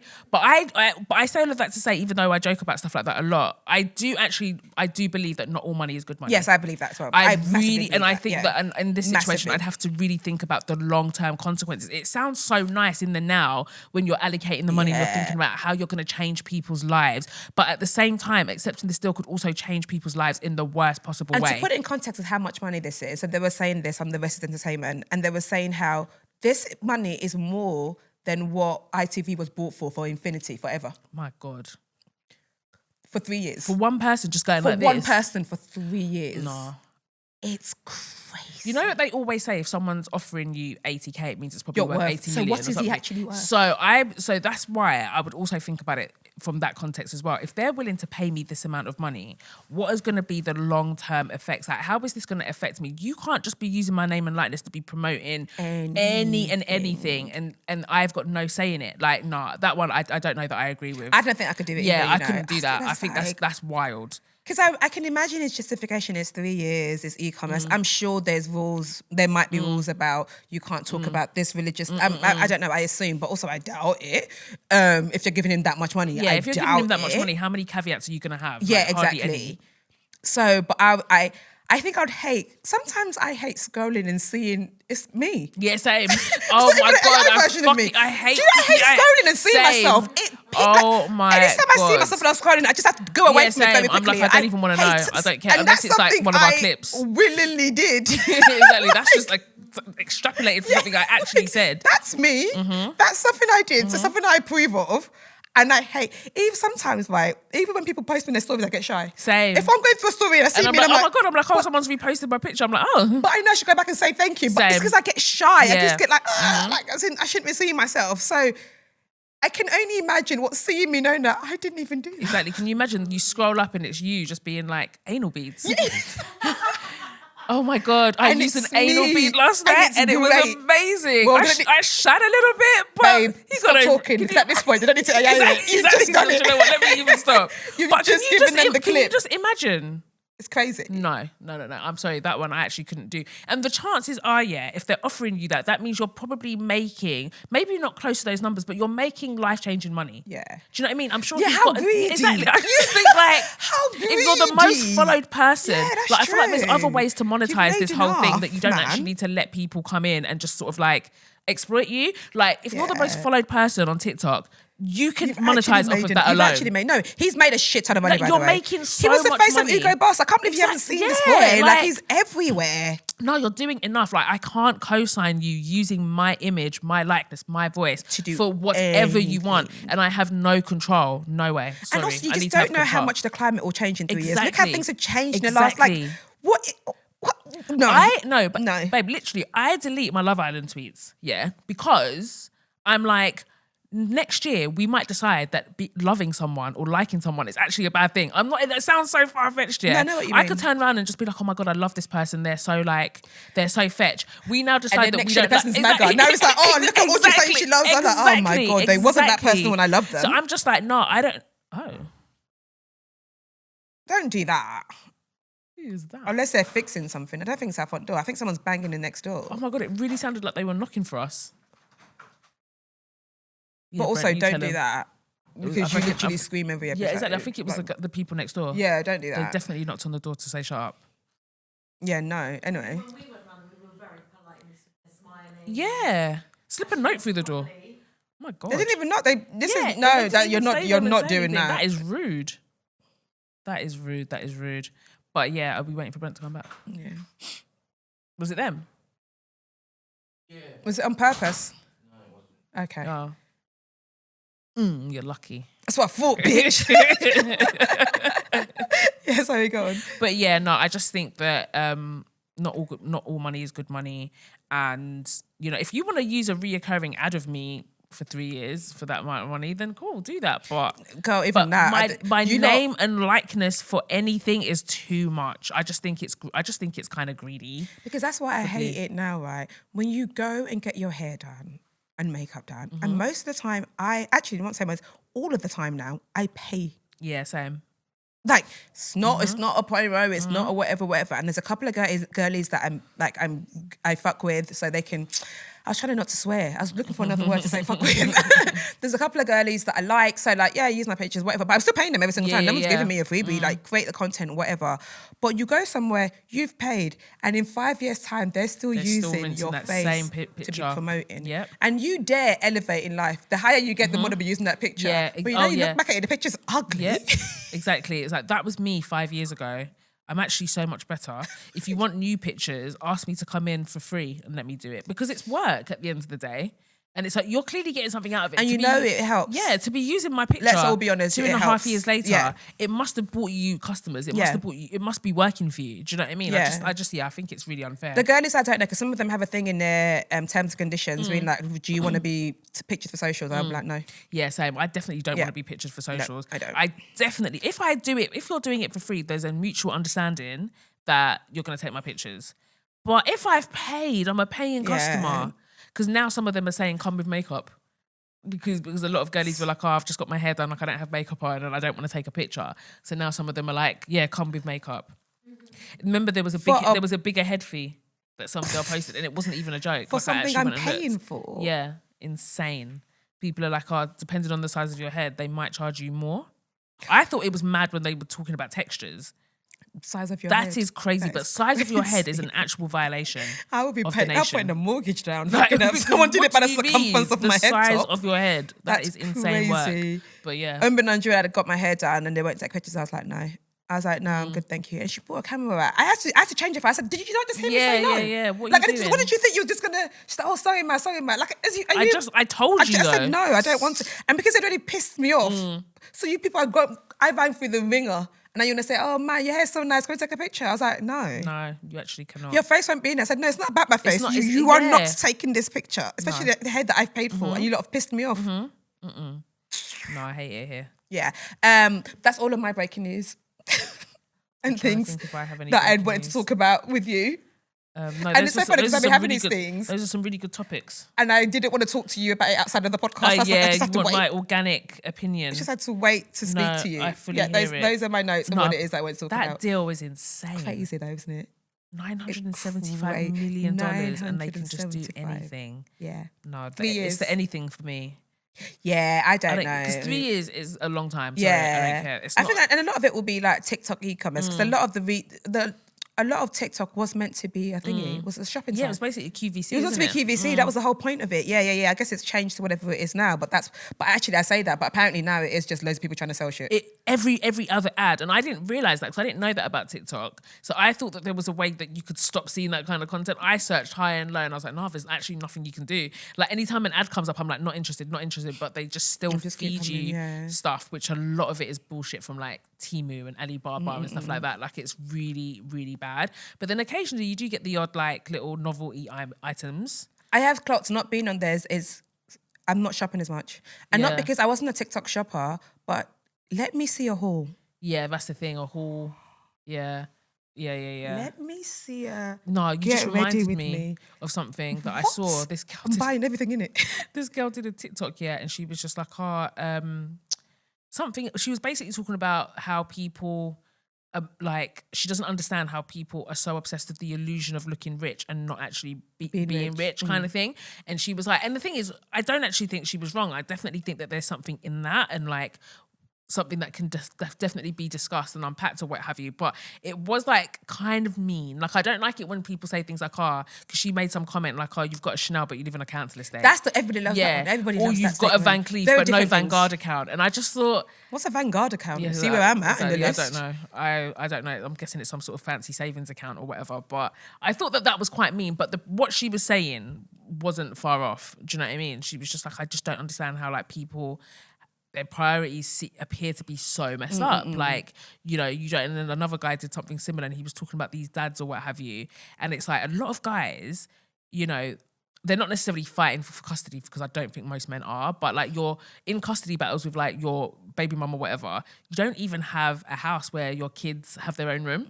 And it's so true. Like a lot of guys, like I feel like when they split up from their partner, their baby mum, what have you, they move out and they really just think about them. They don't think about and they just space think for- about like their comfort levels, and they're not really thinking outside of the box of like, no, like my kids are gonna come here and spend time, because I feel like psychologically they just associate the kids with being with their mum and that they're going to come pick them up, do a couple 1-2s and then drop them home. But like if you're not with the mum and you're an active dad, you absolutely should have a safe space for your kids to be able to lay their head at night. Yeah. And just a lot of men just don't think about that. And like the guy was basically saying it, and I like it when it comes from men because they should be the ones talking to each other. And he was just like, you've got a Lambo truck, but your kid doesn't have a room. That's crazy. Like, that comparison's crazy. Yeah. Yeah. Your kid doesn't have a room in your house. you're Like you've not just thought about getting yourself and where you're going to bring gal back, but you haven't thought about where your about kid lays down. And I was like, very true. Very, very true. Very, very true. Even going back to your point about like people having things, I've become really embarrassed by my level of consumerism. Like, and I even see it with like products, and I'm doing a thing where I have to finish something now. I used to have this habit of like let's say I'm using a face primer. It's fine. And then I see someone be like, oh, this face primer was great. So I'll go buy that Guilty. one. And I've got half of it. Finish the things. When this one's finished, you can buy the new Just one. Make a list. Yeah. And then refer back to that list. It's such a bad habit. And now I'm like finishing all I've got so many half bottles of oil, Same. creams, showers. And I've just been like, no, you're not getting anything new until you finish this thing. Because there's nothing wrong with it. Someone just said, have you tried this one? Yeah, exactly. So you go buy that one. People are just selling It's to you. actually enough. Just constantly, yeah. I'm so embarrassed by like things. And also, what hole am I trying to... Why do I like things so Yeah. much? It's definitely like a deeper thing, even for me. Like I'm very like quick to shop, quick to buy things, quick to purchase. Like, and it's just like I very rarely think about whether I actually need it. I'm just like, I like that, I'm getting it.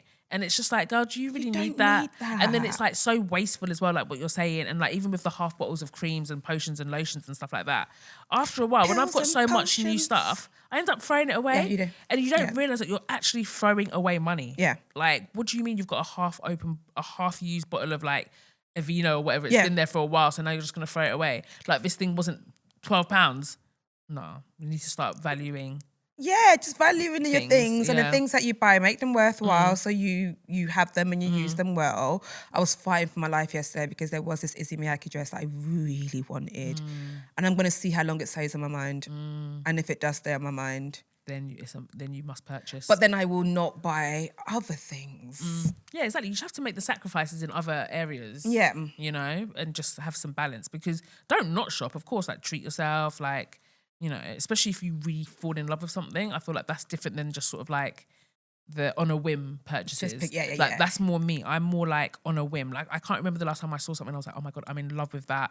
I need to like save for it or blah, blah, blah. It's little petty shit. It's little things that I don't like fucking this little £12 t-shirt. Yeah, I it's know. just like, and it all accumulates. That's the Yeah. thing. It really adds up. My guilty pleasure is just food, just in general. Like whether it's my shopping habits, like my food shopping habits, where I just order like same day delivery or whatever, and all of that adds up. But just food.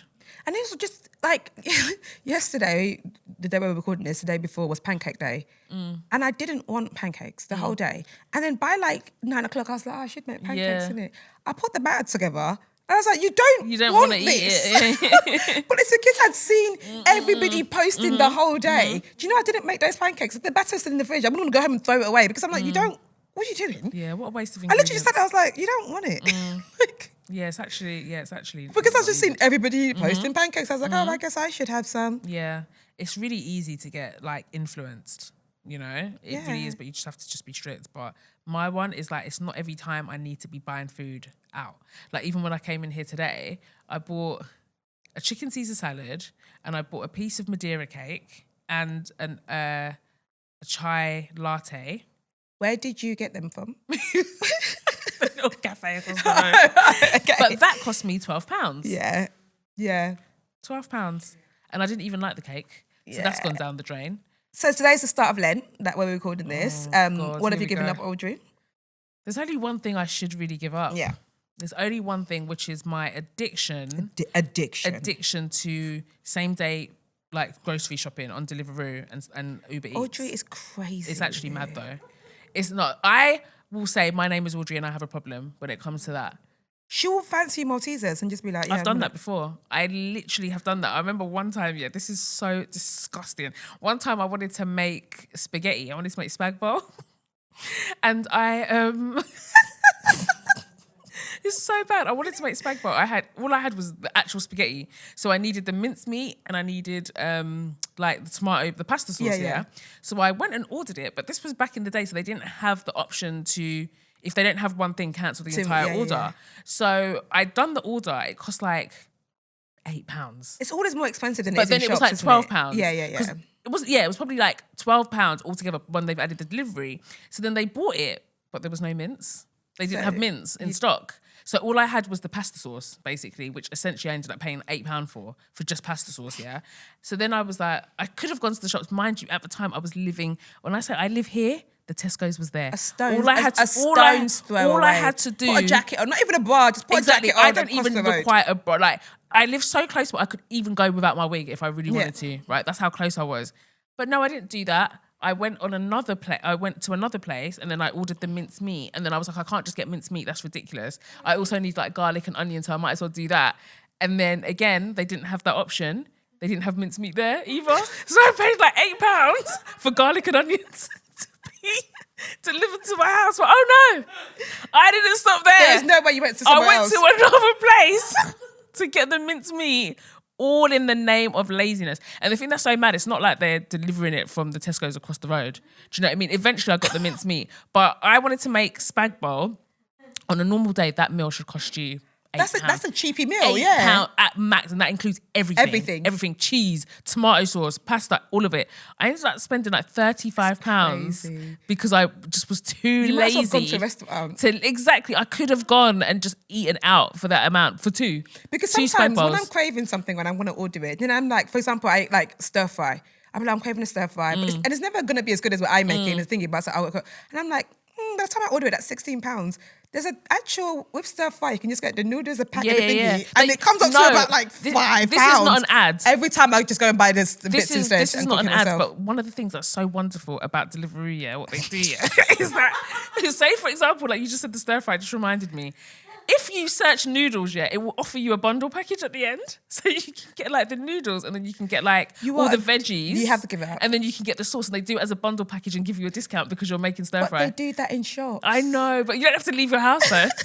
And it's cheaper in the shops. And it all together as well. You have the noodles, the little stir fry bag and the sauce. It's true. And also, I will say what's raggedy about it is that they do give you the fucking leftovers that no one wants. Exactly. They give you that shit and you're just like, what the fuck is this? But I guess they know you're going to eat it there and then because who the hell does that? You have to give it up. Except for me. So I tried to do it last year and I did do really, really, really well. And then I had an emergency in the evening. Do you remember? I had to get baby milk. I had to get formula and it was like 9 o'clock. And then Aisha was like, you can go to the shops. You can actually go to the shops and get it. So I ended up like failing. But it really is my biggest vice. It really, really is. That's what accountable to all the hundreds of thousands of listeners, you are going to give up. I'm just trying to think what I've got in my fridge. You're just go to the shops after this. Okay. Yeah, to be fair, it stopped me Or from do you doing drive? food shops. You'd think she doesn't even drive. There's no excuses. Like I haven't really been doing big food shops either because that's how I you're used purchase to that. my groceries. But I am putting it out here today. That is going to be what I give up for Lent. And I will show you guys a screenshot of my orders. Yes. Because actually, you can see. And I won't do it because it's not necessary. Okay. I was going to say let's make a bet, but no, it's Lent. That ruins the whole idea of it. It's something that fasten from your heart. I fear I've challenged myself too hard. It's fine. But it's fine, we move. I'm going to really try though. I really am. I'm giving up coffee. Ooh, that might be harder than Deliveroo. That's going to be very hard for me. Coffee? I have a coffee a day. I have a coffee machine and we'll walk past it and drive to the coffee shop. Hang on, so you can't have coffee at all? You can't buy coffee? Can't have coffee at all. No coffee. I'm not drinking coffee at all. Can you have tea? Huh? Yeah. Okay, that's fair enough. Yeah, but I'm just not drinking coffee at all. Can you... Oh, never mind. Ideally, I hope it kind of helps me kick off not drinking coffee anymore. I kind of just don't want to drink it anymore.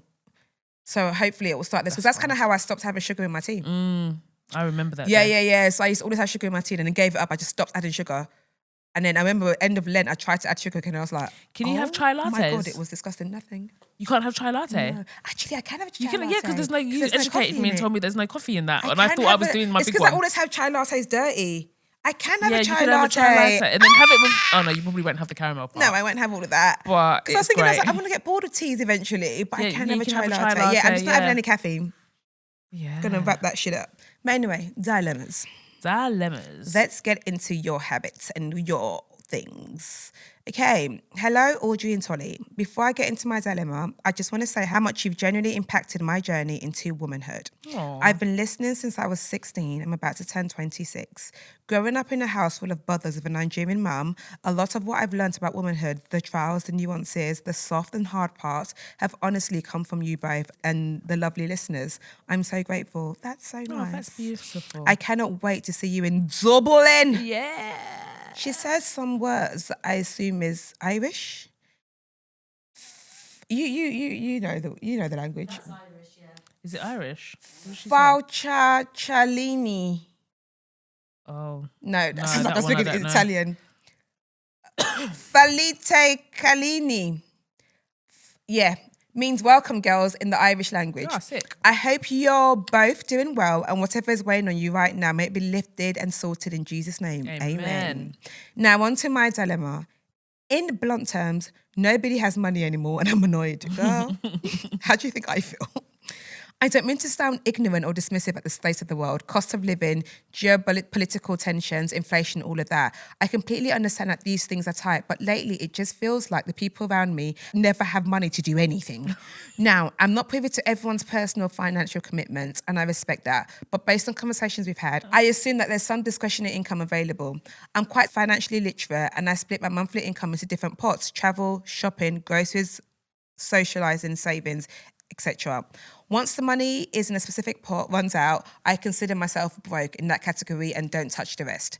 A lot of my friends are in their final year of uni or started grad jobs, so I understand that money might not be flowing freely, but it feels like nobody can spare 35 euros for a 3-course meal or a few euros for a boba. I just want to build on my friendships by creating experiences together. I don't suggest things that I know are widely outside of people's financial means, but even then, the answer is usually no because of money. I love my friends dearly. Maybe because I'm working full time, I have more financial freedom right now, and there's a lot of disconnect. I just feel frustrated because I want to do things, experience life, and make memories, and I don't want to do it alone. And I know it's not every day leave the house or spend money to have memories, but seeing as we all live at home, it would be nice for us to leave and go somewhere or just do anything outside or in a different space/environment. Have you guys experienced this? What would you do in this situation? I'm always the break friend. I used to be the break friend. Also, this is your first lesson in growing at different rates to your friends. It happens actually perfect timing right outside of uni. Because You're right uni on schedule. finishes, you're literally right on schedule to realizing that you're going to grow up in different ways and you have to accommodate because you love people. You graduate uni. Sometimes people get jobs straight away. Sometimes people don't work for months. In fact, years. They do not have a job. You said you're working full time straight away. You are lucky that you have that. You're living at home, so you have means that you can put elsewhere. Some people get a part-time job, and that part-time job at home, they might be saying, "Oh, you finished uni now. You have to start helping with your studies." Some people, as soon as they're done with their studies, their parents are like, "Oh, you have to start helping now." Yep. Thank God I didn't have that kind of mother. Like I volunteered when I could, but it wasn't like a must that I had to pay for things.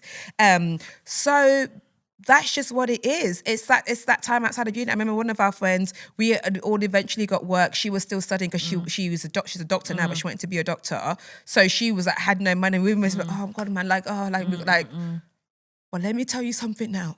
Yeah, she's cleaning up. She is cleaning up, and she is such a boss lady. And in fact, it's on her some days. I can't even lie to you. My girl off for holiday, I'm like, to go to where with what money? Yeah. Because her money is just a lot longer than us. And this is just what friendship is. If you want genuine, real friendships and don't want friendships that's based on what the person has and designer stuff and where they can go to, you are going to be at different financial levels to your friends. It's going to happen in your 20s, your 30s, in fact, for the rest of your life. Yeah. And then people are going to have kids and their finances go to more towards that. And then it's just is. Girl, if it's £3 for a bubble tea, why can't you buy it for them? Yeah, exactly. Which slaps, by the way. Do you know I still don't like it? I need to taste one that I Really? like. Yeah, you always say you like it, but I don't know if I like it Love yet. it so much. It's one of But my I know favourite for a things. fact, if I really want to see a friend and they're like, girl, I do not have that money right now, I'll cover it. Yeah, same. Make it £6. So you pay Exactly. for the bubble tea for you and Yeah. your friends. You want to hang with them. You're working full time. It's not that much off you. And I'm not saying be a mug that you pay for everything and whatever. But there's smaller things that you can afford to pay for. Maybe just be like, oh, cool, don't worry, babe, I've got it, because you want to be around them. Or if it's a thing of you don't want to do that, everybody goes to everybody's houses then. Yeah, exactly. Yeah, I totally agree. I just feel like, yeah, you're one of the lucky ones, hon. Like, you really are. Like, money just in general is hard to come by. I can't imagine what it's like for, you know, young graduates, people just come out of uni, people in their early 20s, just in general. You know, the job market is a hot mess. It is just hard. And I get it. Like, I don't think that you're wrong to have these feelings. I don't think you're wrong to like vent or complain. But unfortunately, like, if these are your real friends, you're just going to have to be understanding to their situation. And like, if you are adamant that you want to do things, then yeah, like Tolly said, you might have to offer to cover it if you've got it like that. If not, you're just going to have to accept that they're not on the right, they're not on the same trajectory as you. And it just depends on what you value more, like the experiences with them or the actual friendship, because you can have valuable experiences that cost nothing. You know, you can go for a walk and have a coffee. You can Make a tea at home. Let's go exactly. for a You can walk, go to each other's houses. Like, there are definitely free things. I'm sure there are free museums and there's things that you can do where you can have these experiences. But if it's because you want to like have certain things because you want to post it and you want to be like flexing a little bit, unfortunately your friends are just not in that, they're just not in that position Yet, exactly. And God willing, they will get there. But everyone's journeys are different. Everyone has different priorities. Again, you don't know what people are paying for. You don't know what responsibilities they have. And it's not for lack of wanting to hang out with you. Like, that's clear as day. Like, they're giving you a reason. It's not like you're writing in being like, oh, my friends have kind of like fallen off and I don't really know why. And no one said. They've said they're broke. And I feel like that kind of transparency is like, it's normal in and friendships. a lot of times it's like, I don't have the money for that. Yeah, exactly. For that, exactly. Yeah, like you could, I used to I have to hate pick it my when battles, someone's bro. like, oh, it's only 20 quid. Yeah. Yeah. So, exactly. I don't have money for that. Exactly. So that's not what I'm spending it on. I Yeah. saw a post the other day on Instagram and this made me think of it. And it says, the question is, it asks is, why is everybody so lonely? And the answer, because friendships now require disposable income. Third spaces are dead. Libraries got defunded. Parks aren't enough. Coffee shops expect you to buy something. Homes are smaller. Commutes are longer. Everyone's tired. Where exactly are people supposed to just exist together anymore? And I think that's the issue you're finding. There is no, where society's at now, there is no space for you to just exist without it costing, without you Everything requiring costs. disposable income. I remember growing up. But like, we had we'll go to the library, we'll go for a walk. The bus costs 40p. In fact, it was free. So we'll jump on the bus, we'll go for a West bus End, drive, walk go up West and End, walk down. up and down and come home. Wasn't No, exactly. It was like 80p Well, like, for a to tea. be honest, Now it's transport, like 280. you can go up to £6 for a coffee now. Yeah, easy. Like I said, sorry, what am I buying? Easy. And I'm like, a small. They're like, yeah. Yeah, exactly. Because Oh, I they wanted a added, small. this jars me. And it was a question I wanted to ask you. What are you unnecessarily cheap about? The reason why I ask this is that I don't know why you're charging me 40p to put oat milk in. Yeah, I mean, come on. Because oat milk is so universal now. It's not. Yeah. I remember when everyone started doing alternative milk. I remember when it was like, Yeah. oh, it's so niche. Not everyone's doing it. Literally, nearly everybody's doing it. But you want to charge me another 50p because I want to use oat milk. I hate paying for seats on a plane. I bought a ticket. Yeah, that's fucking rude. What the fuck did that ticket get me if not a seat? Yeah, exactly. It's just to be in the plane and stand. What did it get me? Yeah. And another thing, carrier bags. I went to go to my big shop the other day, Sainsbury's. Their recycled bags are now 40p. 40 Yeah. pence. Sometimes they're £1.20, depending on This the is not one size. of the fancy ones. This is just a normal just a Sainsbury's standard orange bag. orange Yeah, bag. it's not like a. Do you know you get the fancy ones? That's like no. Yeah, no, come on, 40. And they say it's a bag for life, but it's not a bag. No, for life. those bags are 'Cause not by bags the time for you life. put something in it, the handle breaks. Exactly, and also, what happened to them 40p? just being 10p? Like Wow. the whole thing was that it's kind enough to be paying in the first place. Because that's something I'm cheap about. Do you know what I did? Because I forgot to bring the cars. Because I had bags in my car and I forgot to bring them. I put all of my everything I bought into the trolley. I just put it in my boot. Yeah, that's what I do. I refuse to pay That's for what a I bag. do. I always do that. I scan, I put it back in the trolley, I drive it to my car, and then my bags are there, Yeah, and I load it in the car. like- Oh yeah, same. Yeah. Same. I just point blank refuse. So what things are you like, why am I so weirdly cheap about this thing? 'Cause it's not that deep. But I'm like, no, I won't have it. I feel like I'm not cheap in general, but I definitely do have like my ways. Like, I would say I'm not fussy about like name brands when it comes to food. So even though like people, like I'm not fussy, like if I get like crunchy nut cornflakes, it doesn't have to be like, do you know what I mean? It doesn't have to be Kellogg's. Like I can easily get the name. Get anyone, because in my head it's all the same shit. Yeah. It's all the same. Same thing with like my oat milk, for example. Same thing if I buy them, like I'm not bothered about the name brand on it. I have no like loyalty when it comes, obviously everyone knows I love honey in my drinks. Any honey that's available, I don't care whether it's like cured honey, curd honey, whatever it's called, or just like pure honey. I'm not bothered. Manuka, like whatever, I don't care. Whatever's there, give me that. Like I'm not precious about stuff like that. Do you know what I mean? No, I just refuse but when it comes to spend more. hobnobs, it has to be McVitie's. Really? But the home brand ones taste exactly the cannot same. have any other hobnob than the orange McVitie's one.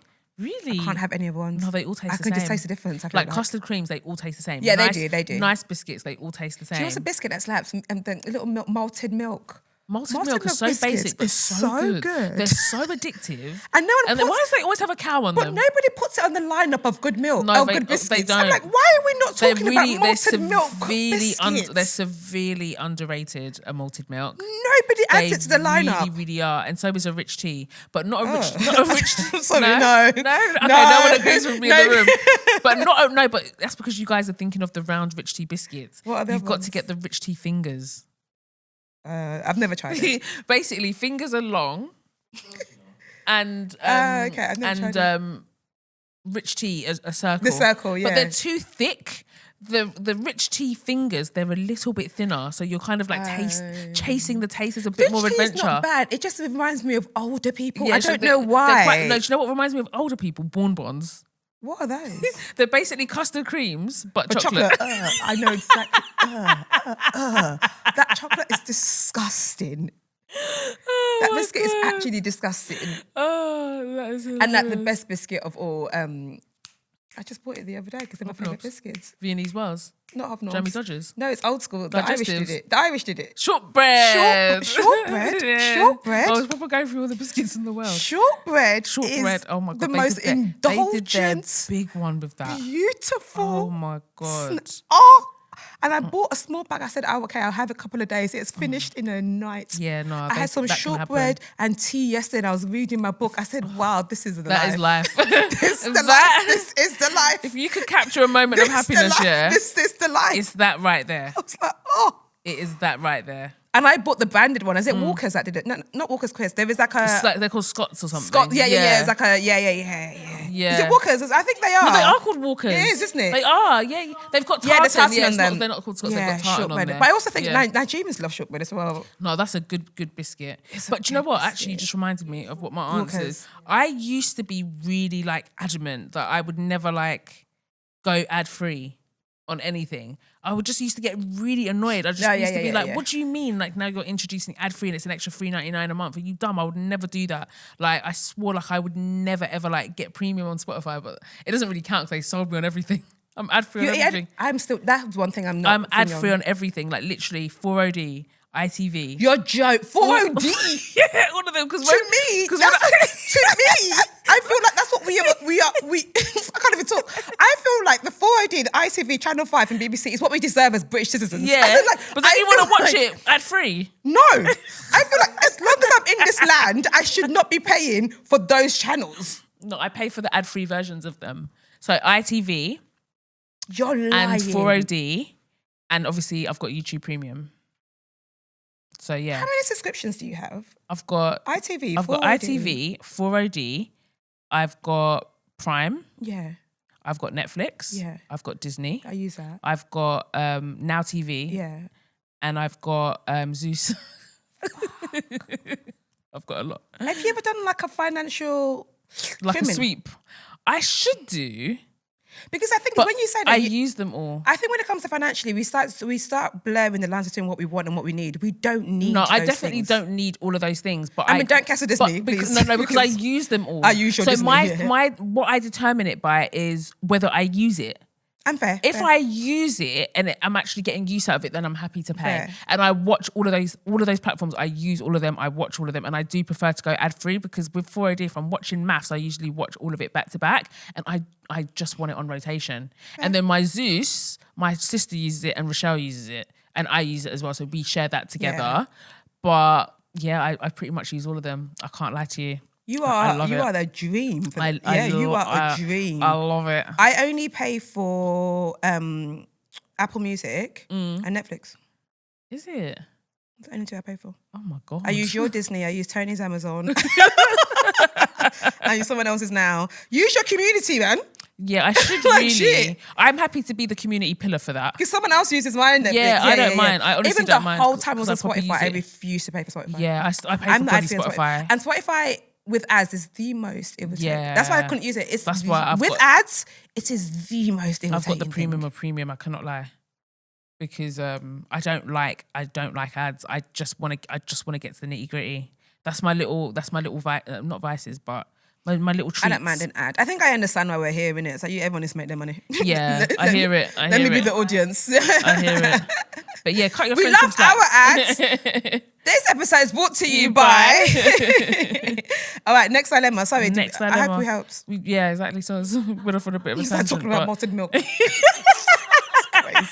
How did we We're get? so sorry. How did we get here? I actually don't know, but I'm sure she's got some takings away from that. Okay, next dilemma. Next dilemma. Hi, ladies. Hello. Before I get into it, I just want to start by saying thank you for your dedication and commitment to this podcast over the years and the community you've created. Thank you. I was first introduced to your podcast through a friend who took me to a live show, and I've been hooked ever since. Yeah, remember, get your kept- tickets.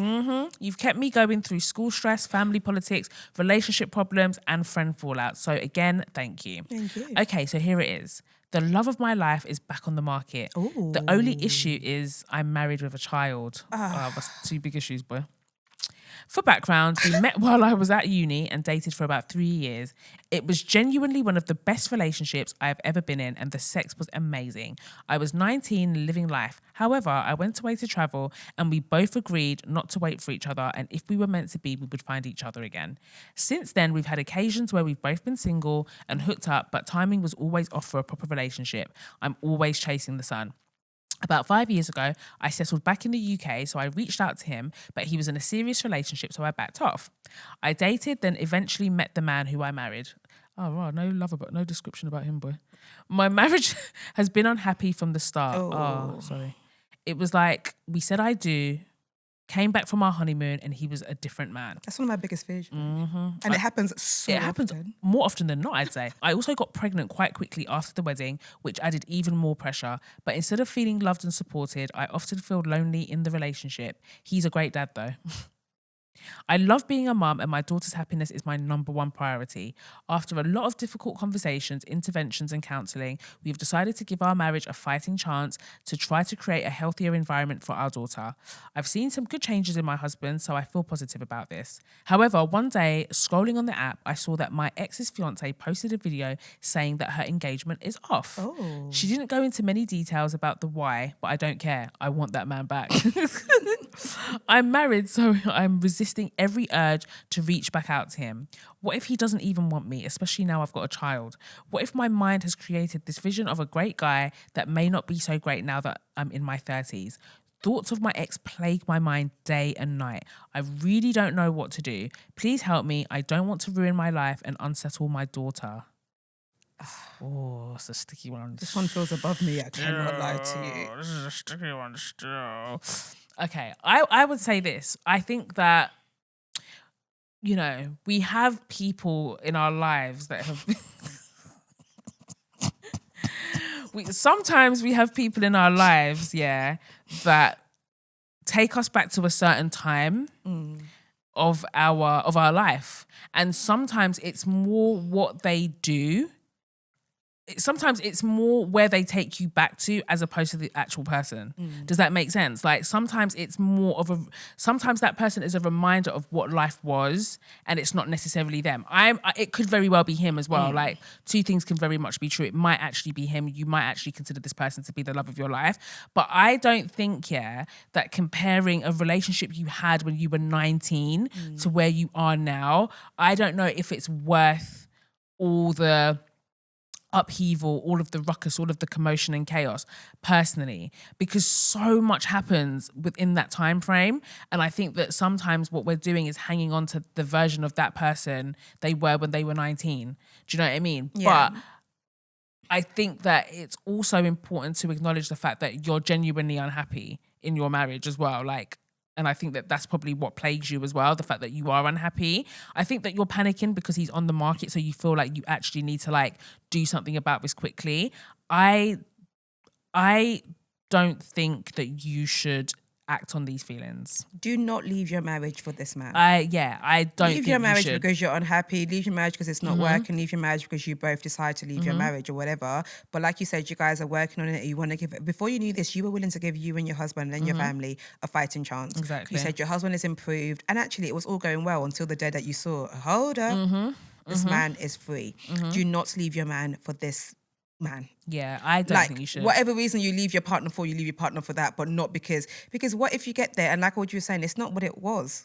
Because sometimes men are better in your fantasies than they are in real life. In fact, time. I want to say most times, Most of the time, men are better in your fantasies than they actually are in real life.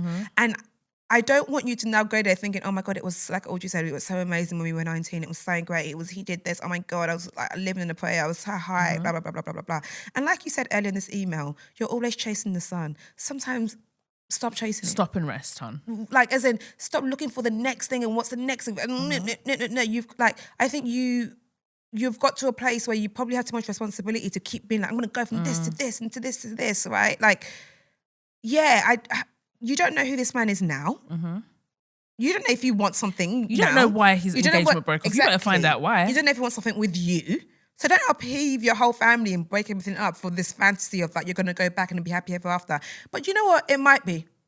Also, maybe. But also, it's interesting to me that they reconnected and then they didn't get into a relationship. Yeah. Like, why is that? Like, if you're so adamant that this is the perfect guy for you and you feel like he felt the same way about you, how comes when there was an open goal, you guys weren't able to make it work? I feel like you have to look at all of the factors involved in the situation before you make a life-changing decision. Again, if you want to leave your marriage because your marriage is truly horrific, then that's very different. But apparently everybody has someone that if they came back, no matter what the situation would be, they'll be like, let's wrap this shit up. Yeah, I feel like that's probably quite normal. But the thing is, she's not even like the guy's messaged me saying he wants to be back together. He hasn't made a move. All you've seen that he's single. Exactly. Okay, even if he was dying for you, why is it that he's single and he hasn't reached out? Exactly. It's not even like, oh my God, he's reached out, girls. What should I do? You haven't heard from him. You just saw that he's single. But you don't know. Because, okay, you leave your husband now, you go to him and he's like, I don't want a relationship. I just broke up with my fiance. Exactly. I don't want anything. And now you've just broken up your family for no real good reason. Yeah. Like, I get it, it's fantasy, but sometimes let it be fantasy.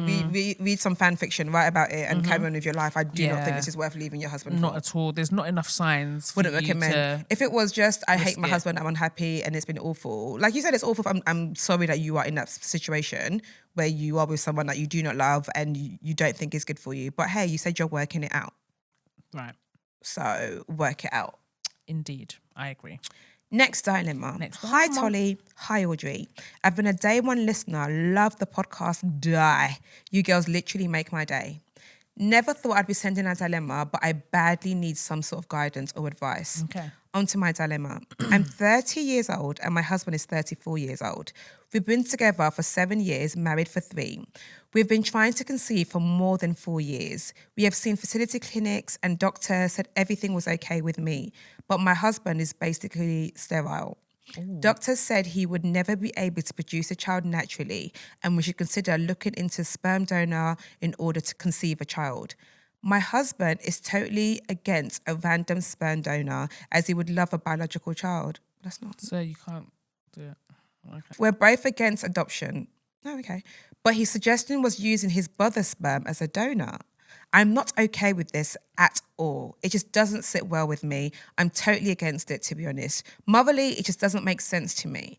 Maybe because I'm from an African background. He's also from an African background, Nigerian. So for me, I'm not sure what both our families will say. And according to law, we would have to reveal this information to the child once they're 18, which I'm really struggling to imagine what that would be like. It just seems very complicated. The thought of me going through IVF, which seems like would be very taxing on my body, my pregnancy, then dealing with having to reveal to this child later in his life is a lot to think about or even accept. But it's looking like our only option. I'm grieving and trying to wrap my head around how I won't be able to carry a child that biologically belongs to both of us. And for me, that has been something I look forward to when I think of bringing another human being into the earth with a man who I love. But that dream is not my reality, and it's been really affecting my marriage. My husband shuts down. He doesn't really speak to me often, and this man is the most loving man. We do have our ups and downs, but this, I'm scared, will tear us apart. Please, any advice on what you guys would do, any guidance or advice would be really helpful, as this is really affecting my mental health. This is a big one. Yeah, this is heavy. This is definitely above our pay grades. But, oh, yeah, no, this is big. This is really, really big. I'd be interested to know, and forgive me if she said it in the dilemma, how many opinions they've had. Like fertility-wise? Yeah, because I don't know.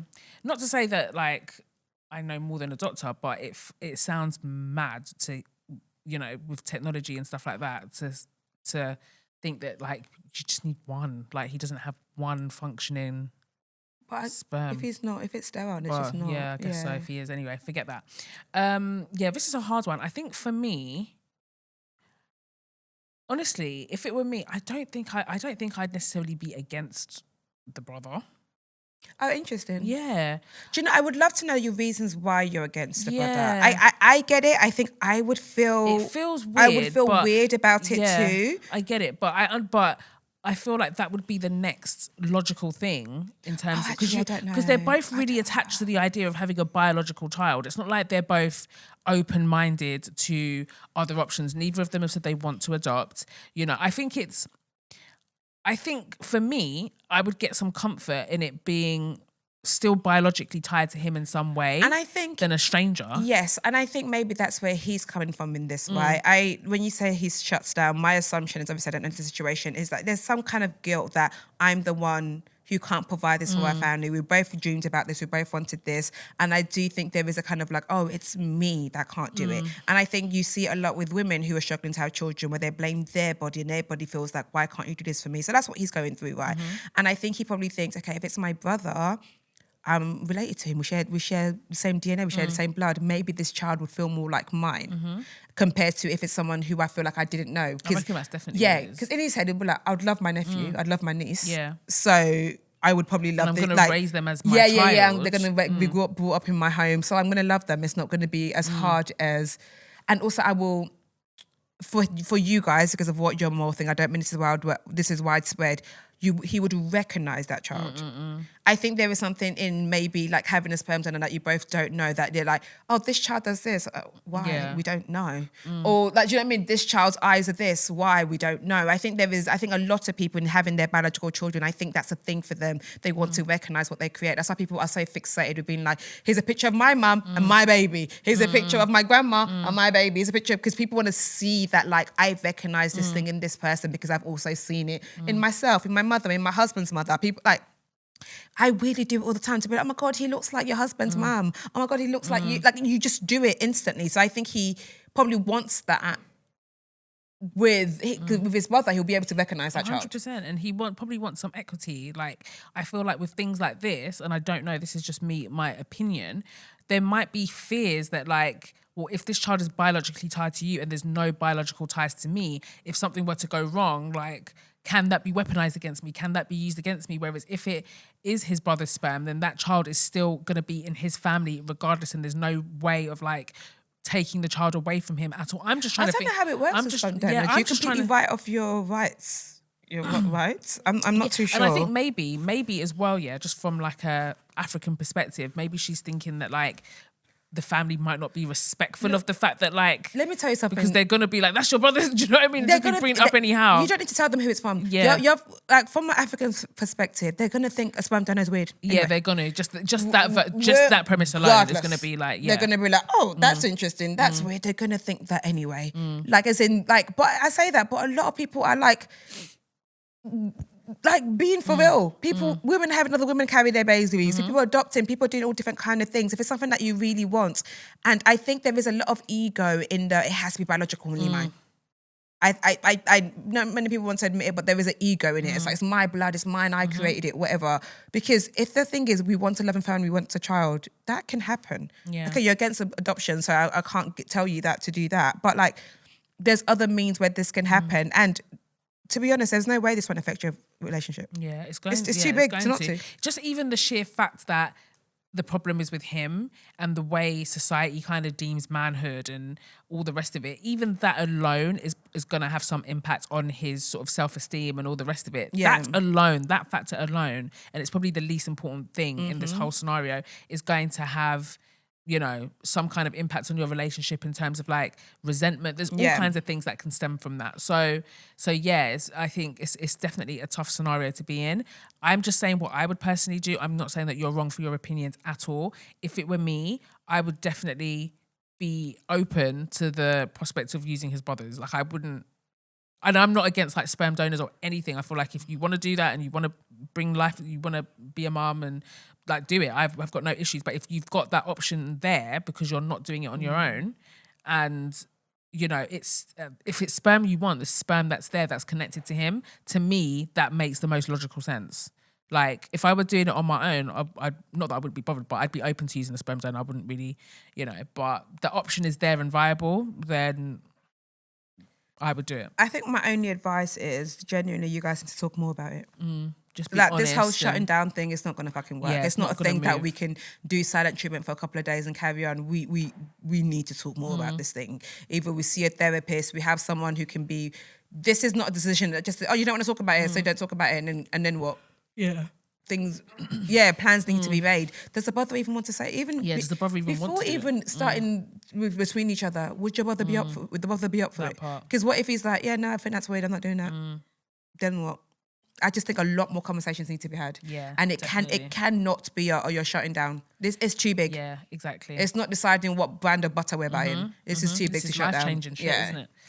Oh God, what a sticky situation. Sorry, babe. Okay. Next dilemma. Oh, where is the love? Read the girl's dilemma. Okay. I have recently moved to the diaspora. I met the man of my dreams. He understands me so well. Handsome, cooks because your girl only cooks to not go hungry. Attentive, all girls could ask for. However, I earn more than him and he doesn't have a secure job. Okay. I know he aspires for more, so I have hope. He wants to get married, but I'm not inclined to convert to Islam. Side note, my dad converted to Islam later on in life, but never forces it upon me. I'm a firm believer in God, and I know that there's a lot of overlap. I felt like I found the man of my dreams, but I'm not committed to convert. Girls, what would you do in this situation? I need your help, and you're amazing. She didn't say you're amazing. Or you just added that because she needed to. I needed it. Girl, sorry. No. Yeah, Don't exactly. convert. Do you know if he wants you to? Yeah, this is an overreach. You're not inclined to convert. You know he wants to, like, I just feel like you are, like, are you guys there, yeah? Are you, doing like, too much, you girl. just met, you, like, you know. He hasn't said. Most importantly. If you don't want to convert to Islam, no, I don't think you should convert to Yeah, Islam. absolutely not. Do not do Especially, it for I don't the wrong believe reasons. there's two strong things I have with religion. I don't necessarily believe in converting to whatever religion for somebody else. Yeah. I think if that is not a thing in you that's not awakened, I do not think you should do it because of somebody else. That's Agreed. one. And I also don't believe that being a pastor should be a succession plan. I don't think your kids should take over your church once you die because you was a pastor. Because it's like what even if they their wasn't calling. called to do Yeah. it? Like I don't think pastoring should be like, okay, call your kids out Yeah, next because you yeah. was a pastor in your church. Not Don't you believe in inherit the that. church, that's And I mad. massively don't believe in converting for somebody else. No part of you said, I read about Islam, I was very interested. Yeah. Actually, I think I prefer this way of living. None of that. This You is said, definitely for a man. because I met a man in my dreams, I Yeah, want to this convert. is definitely for a man, and there's no conviction in your desires At all. and so you have to take it seriously. At the end of the day, you have to want to do it for yourself. You actually have to, is this something that you could see ongoing if the relationship weren't to work out? Because you're not just going to drop it and act like No, it won't. Do you know what I She mean? won't ongoing. Yeah, As soon as they break up, she'll be like, well, I'm done with that. well, yeah. Yeah. And so I don't think you should be fickle about something that's very important decision, and people yeah. that take it very seriously. So yeah, I don't think that you're there yet I don't think you're there yet. So I think you should just park it and just chill. Yeah. Would be my advice. Next dilemma. You'd like this. dilemma. There is some love involved. thank Hi, God. lovely ladies. I just want to start by saying I love the podcast. I've been listening for around 4 years since I was 13. My God. So you're 17. Why are you listening at 13? But hi. It's been so nice knowing that we as listeners can always write in if we need any advice. Thank you so much for that. Now to my dilemma. Okay, honey. I have a friend, let's call her Billy. I was also in a friend group of 3 through secondary school until a new girl came to my school who we made friends with. Then we merged with another girl group who we kind of knew before, which is where Billy originated. Okay, do you understand that? Yes. Okay, do I understand that? Yeah, okay. They are sometimes nice and jokey with me, but most of the time when I say something, they always have something nasty to say. I won't go into details to keep it short, but it has been going on for a few years since I've known them. But it has mostly died down now since we go to different sixth form/colleges. However, they don't hesitate to start again when they want to. So today I decided to try to get them to stop. A relatively big argument broke out between us on text where I told them to stop this behaviour, but they kept replying with the argument that I apparently always treat them like a child, which I think was just them trying to deflect what they've done. It sounds petty, but the whole situation is just weighing on my mind. So I suppose my question is, what do I do now? I can't cut them off as we all go for days out as a friend group. Do I just try to forget about it, or is there anything I can say to try to stop it? Thanks a lot if you read this. So basically she's in a friend group and they kind of just like pick on her and try and shut down things she says. Yes. And they're quite dismissive of her. And when she's brought it up, they deflected and like an argument thingy. Firstly, I'm very proud of you for standing up for yourself. Yeah, good for You'll be very surprised how many people do not stand up for themselves, especially with their parent friends and how they talk to them, whatever. They just let it ride and they play that role in a friendship. So well done for doing that. I understand that you can't cut them off. That age is a weird age to even try. Man, you've got to cling on to friends like... You do not feel strong enough to cut off friends at that age, you know? It's a really weird... You need your friends. Yeah, absolutely. I remember being friends with people that I didn't particularly like that much, but was like, and then when you get a new friendship group, you're like, oh my God. Life is this what it feels like? Life? Yeah. What I would say is be close to people you're close to in the group, because it sounds like quite a big, it sounds like there's probably about 5 or 6 of you now. If there's 3 of them that you really mess with on group days out, that's who you hang around with. If they say to you, hey, why don't you really talk to us? I'm like, I told you I don't like how you speak to me, but you won't stop, so I'm going to be closer to the people I'm close with. And I feel like organically, even in big friendship groups, all those people who were closer, especially at that age. Yeah. Like you can even see it with how we used to walk. Like two people they'd be walking kind by of like themselves. parted, You'd part into mini groups. And I think just be close to the people who you are close with. If it's done to you again, just be like, girls, I really don't like it when you speak to me like this. Like, I'm not trying to have an argument with you guys. I just really don't like it and it makes me feel like shit. Yeah, absolutely. You kind of, I totally agree. You kind of just have to keep your distance. Yeah. Like you've tried and you sometimes just have to let people kind of come to you, because what more can you do after you've told them and they refuse to stop? I feel like once you start ignoring them and just not giving them any energy, some people thrive off of the energy you give them. Like if you're quite reactive to it, if you kind of like, especially, you know, in these girl groups and stuff like that, where there's like a head honcho and all of that, they kind of like try to like, like haze people into the groups and like try and test you. Like don't fall for it. You are not an exam. You do not need to be tested. Like you just need to stand on business. Like Tolly said, stay close to the people that you're close with. I don't know if there's like a head honcho in charge or whatever, or someone that's kind of like the leader who maybe if you've got like the strength to maybe speak to that person one-on-one and just be like, look, I really want this friendship group to thrive. I really want us all to be cool, but I feel this way when you guys do this to me. And then depending on their response, see what happens after. Yeah. But I think I probably would lean more into just staying closer with the people that I'm closest with and just kind of not giving the other people the time of day, the people that do it. And then just sit and then just see what happens. Don't feed into it. I feel like the people, they feed into it. Once you start ignoring them and you don't bite, they probably will stop. Yeah. Sometimes they like the fact that you give them a reaction. Yeah.